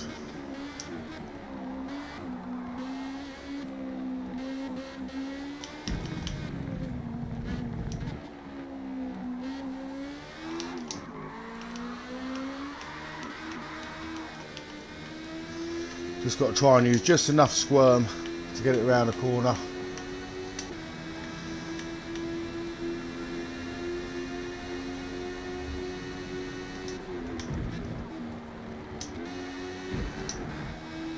On. Here we go, maggots and Becketts. I'll throw it through here.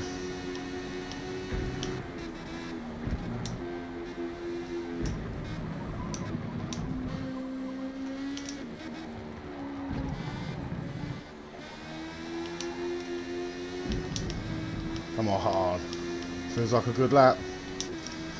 I've got a clue if it's going to be 212 or not. What do we reckon?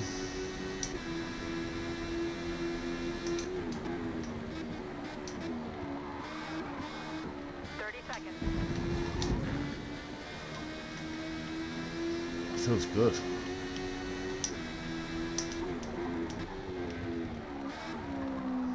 But no, we're expecting to see a Jeanette one, pole. Can we do it? Oh, a little slip there. Not quite on pole. We get fourth though. The Jeanetta's not bad.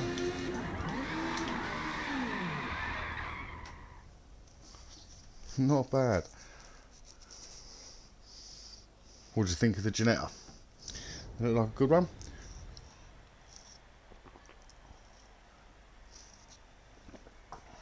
Sure look like fun.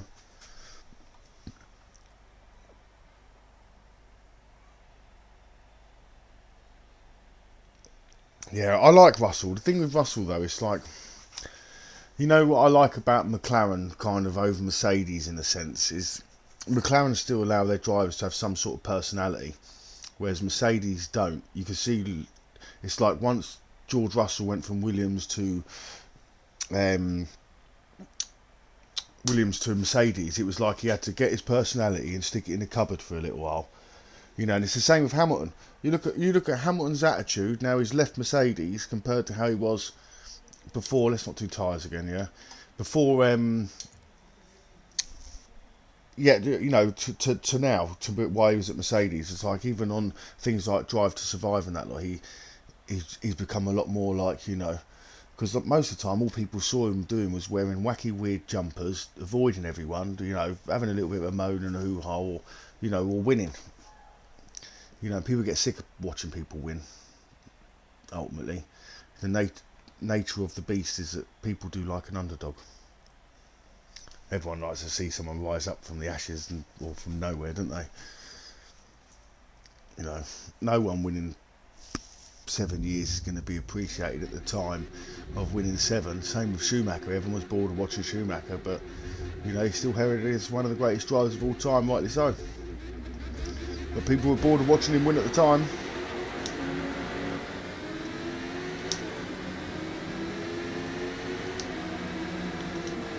Oh yeah, there you go. His turn. I just don't get how you're not supposed to like share the track with someone.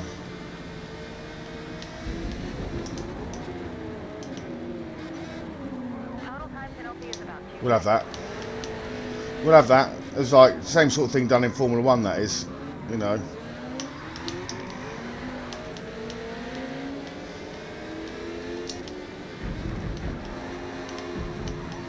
Ooh. What?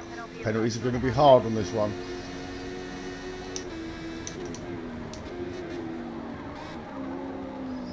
Thing is, you've got no excuse on this track for shutting the door on people. The track is wide enough, you know.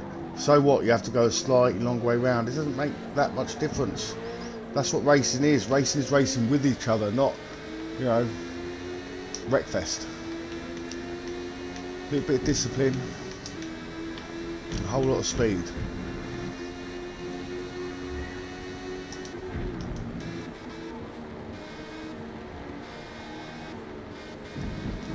Cars, medium tyres, you can feel the medium tyres a little bit.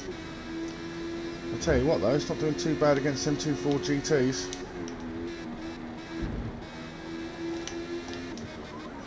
Gonna be doing better against that one.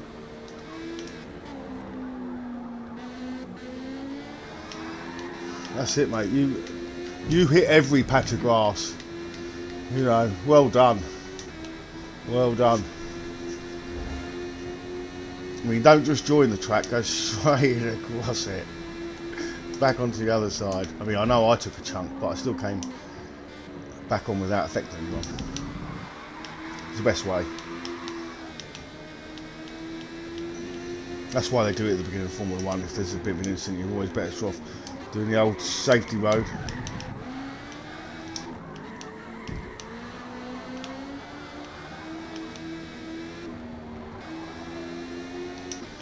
Can we keep the Ginetta in second? I don't know. Certainly not with a 2.3 second penalty. Whoa. It's big, isn't it? Might have to go to the steward's office afterwards.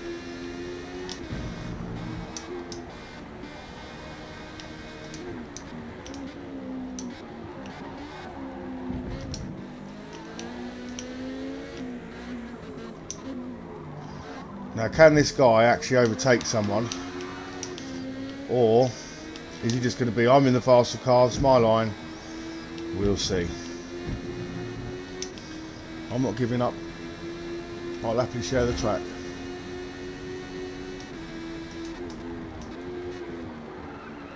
I am thinking of doing like maybe some little tuning school mornings, like Sunday mornings or something. Obviously we'll have to work out what a morning is for everybody.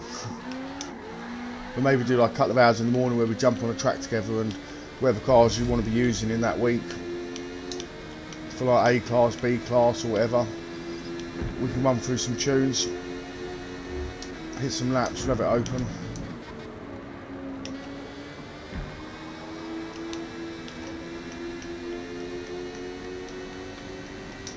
Go on, Ginetta, sing.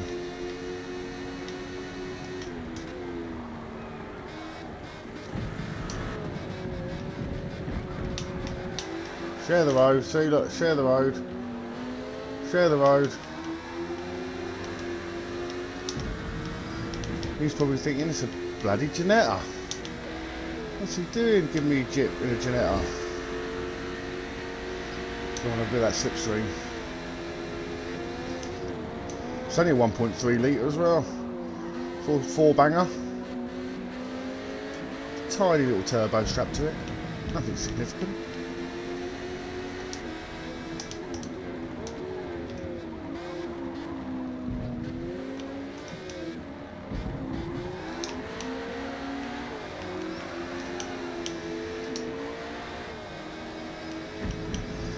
Go on, get that penalty, mate. Go on. Did he get a penalty? How did he not get a penalty? Huh? I couldn't see any of his car on the track. Need to shake this guy behind though. Not very good on his brakes, is he?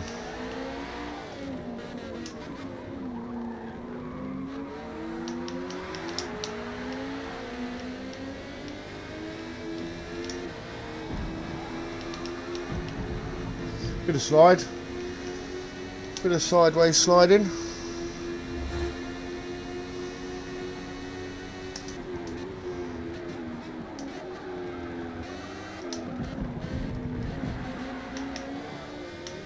Surprising though, what do you think of the Ginetta tune? See, like I say, you can tune any car to be competitive. You've also got to drive it the way it needs to be driven. This is a little bit fruity, but as long as you just half throttle as you squeeze onto it.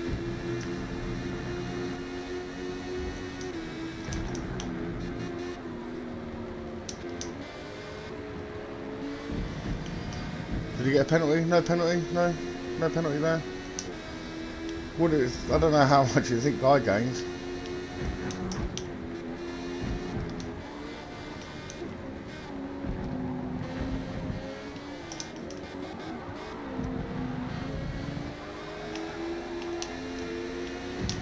I'll just half throttle through that bend there. Sometimes it's worth, obviously if you get the wheel spin, just come off the throttle a smidge. You don't have to come all the way off it, just a smidge, get used to just being smooth with it. Come on.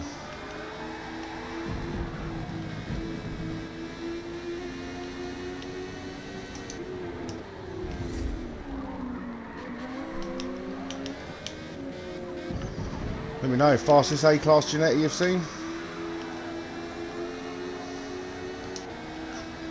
Does like to sing. Mate is catching us though, so we're going to lose the podium by all accounts.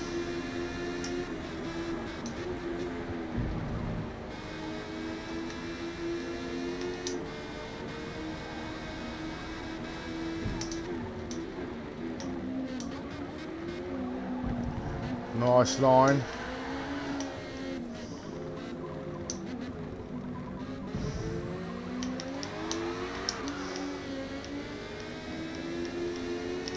Didn't expect it to keep up with this GT40 though. Look, watch the penalty I get. 0.4 of a second.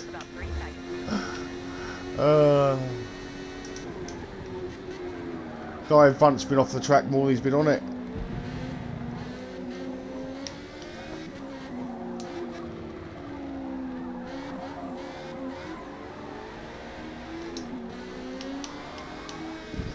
Go on. It's a lot slower on mediums though.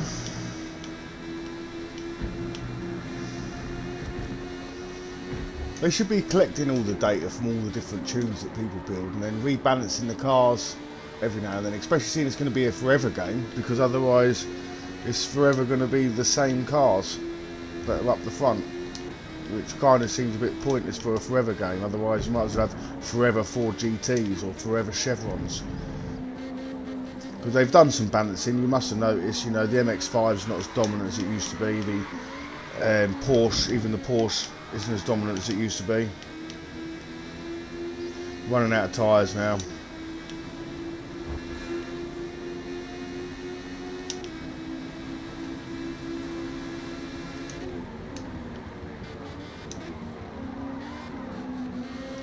See, look, don't need to run anyone out to the outside. To share the road, man. What a concept. What a concept. I mean, most of the time if you race like this, you'll pick up the places from all the other people who don't. Obviously our tyres are wearing out now, so we have a little drift around the end. Look. Oh, I'll do a good drift finish, don't I? do a good drift finish. Let's be honest. Let's be honest about it.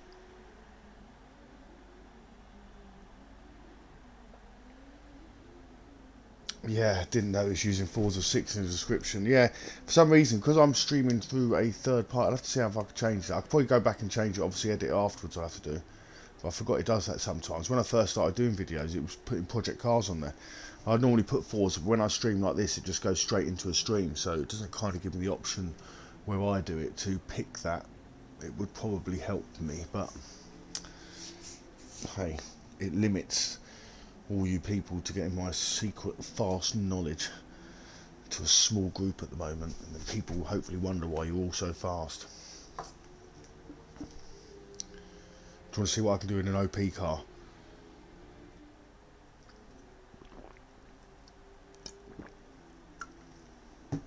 What came last?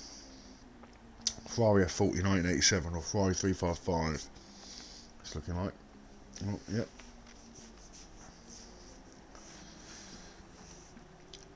What time is it? 22 minutes past 10.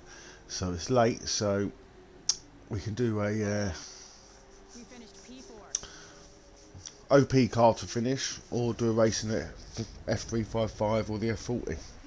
I will let you decide. OP car will probably get the chevron out and just smoke everybody.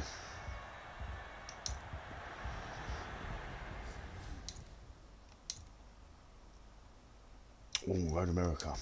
Might not smoke everyone around Road America in it, but probably still will.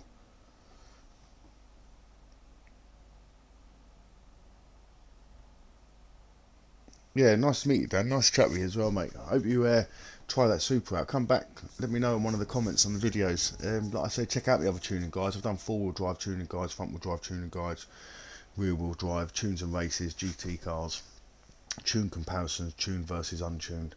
Check it out. But yeah, nice to meet you. Come back again. I'll probably try and do a couple more streams in the week. I just get so busy at the moment. I've got a holiday coming up next week. I'm away, so I won't be doing too much. I might get a couple of videos out on schedule, maybe. Maybe try that. That's one thing I've got to learn is more about the YouTube side of things. We definitely know how to tune some cars. Oof.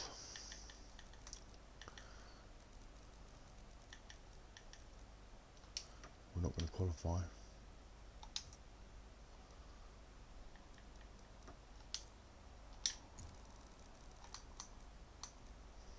Let's give the chevron a quick go. Yeah, take care though, Dan. See you soon, mate. And yeah, let us know. What we got? Evo Silvia Mustang. Fast.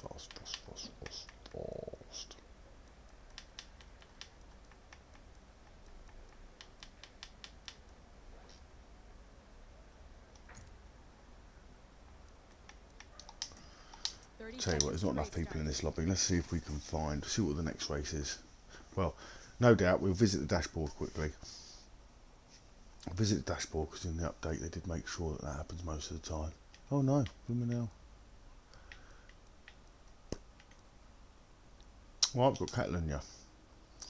This should be a bit better. Some people have joined.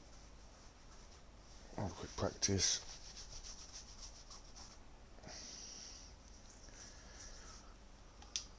I may just stick a couple of laps down in the chevron. I might do the race. It's 15 minutes away. It's getting late here at the moment. I've got a couple of bits I still need to do. But thanks for watching. If you're new here, like I say, check out the check out my other tuning guides and stuff. And if you're new to this video that we're doing at the moment, if you rewind it, I did build a Toyota Supra and gave you the build and the tune for it in a race around Suzuka, which was pretty good. We did run long tyres, but we were keeping up with a chevron. Wasn't too bad. Oh, it's wet. Oh, wet.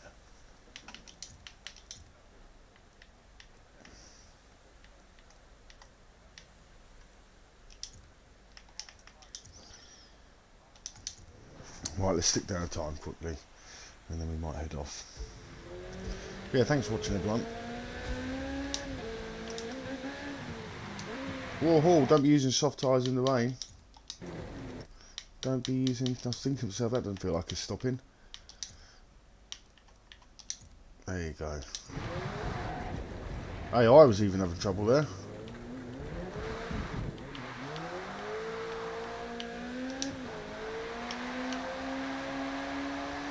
Let's get some heat in them.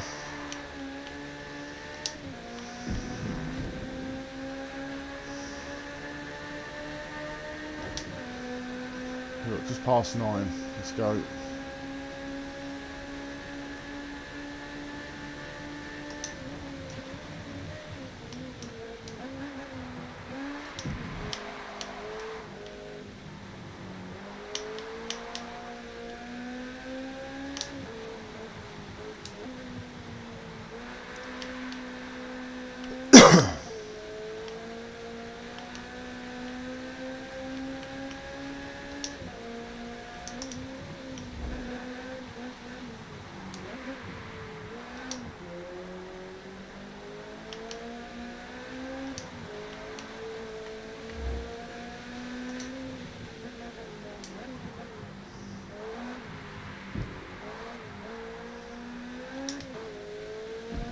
Still feels quite nice in the rain, to be honest.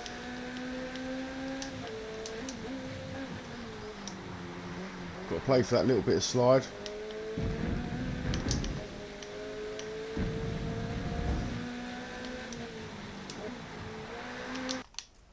Ho ho! Controller's run out of battery. Didn't get a warning or nothing.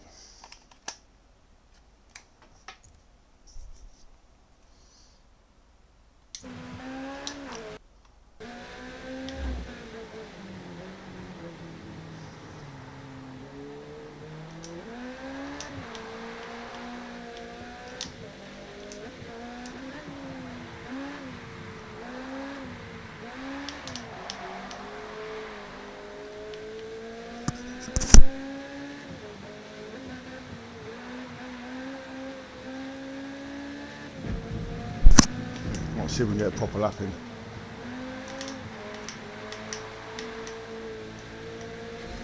Bit slipstream.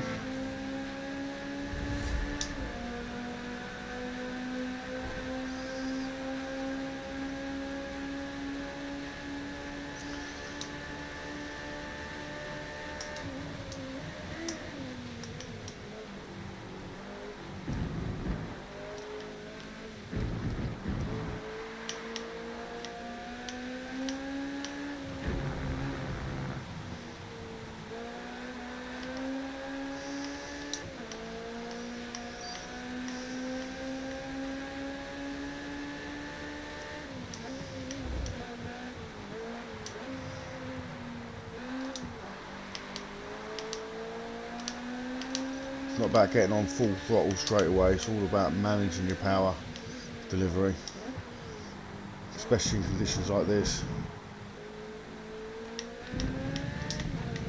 Sometimes just creep that throttle on just so you're still driving somewhere, still pushing forward. And once it's straightened up, get on the beans.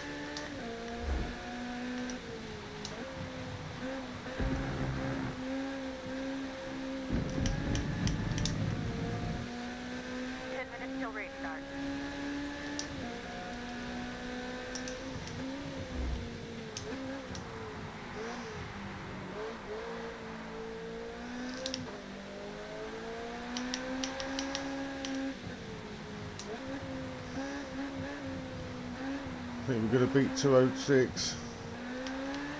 It's at 202 now, is it?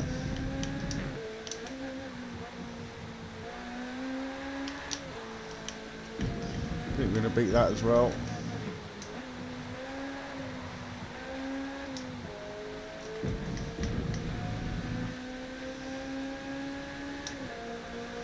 Look at that, 150. Oh, so close. See what happens if I get in an OP car. Woohoo.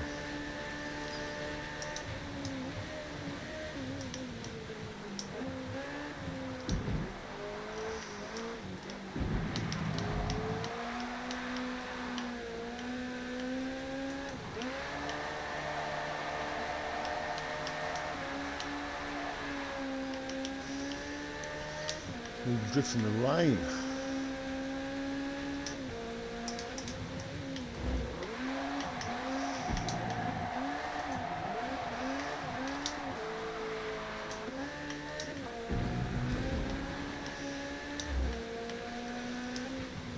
Skill you can teach yourself. It helps you get out of sticky situations. Once you learn car control, especially in the rain. One of the bases I learnt my real car control was go-karting on wet days with slick tyres. Generally used to put wet tyres on the front and slick tyres on the back, and then we'd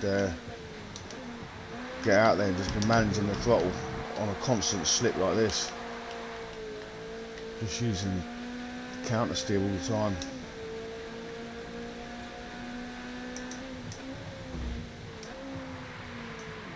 But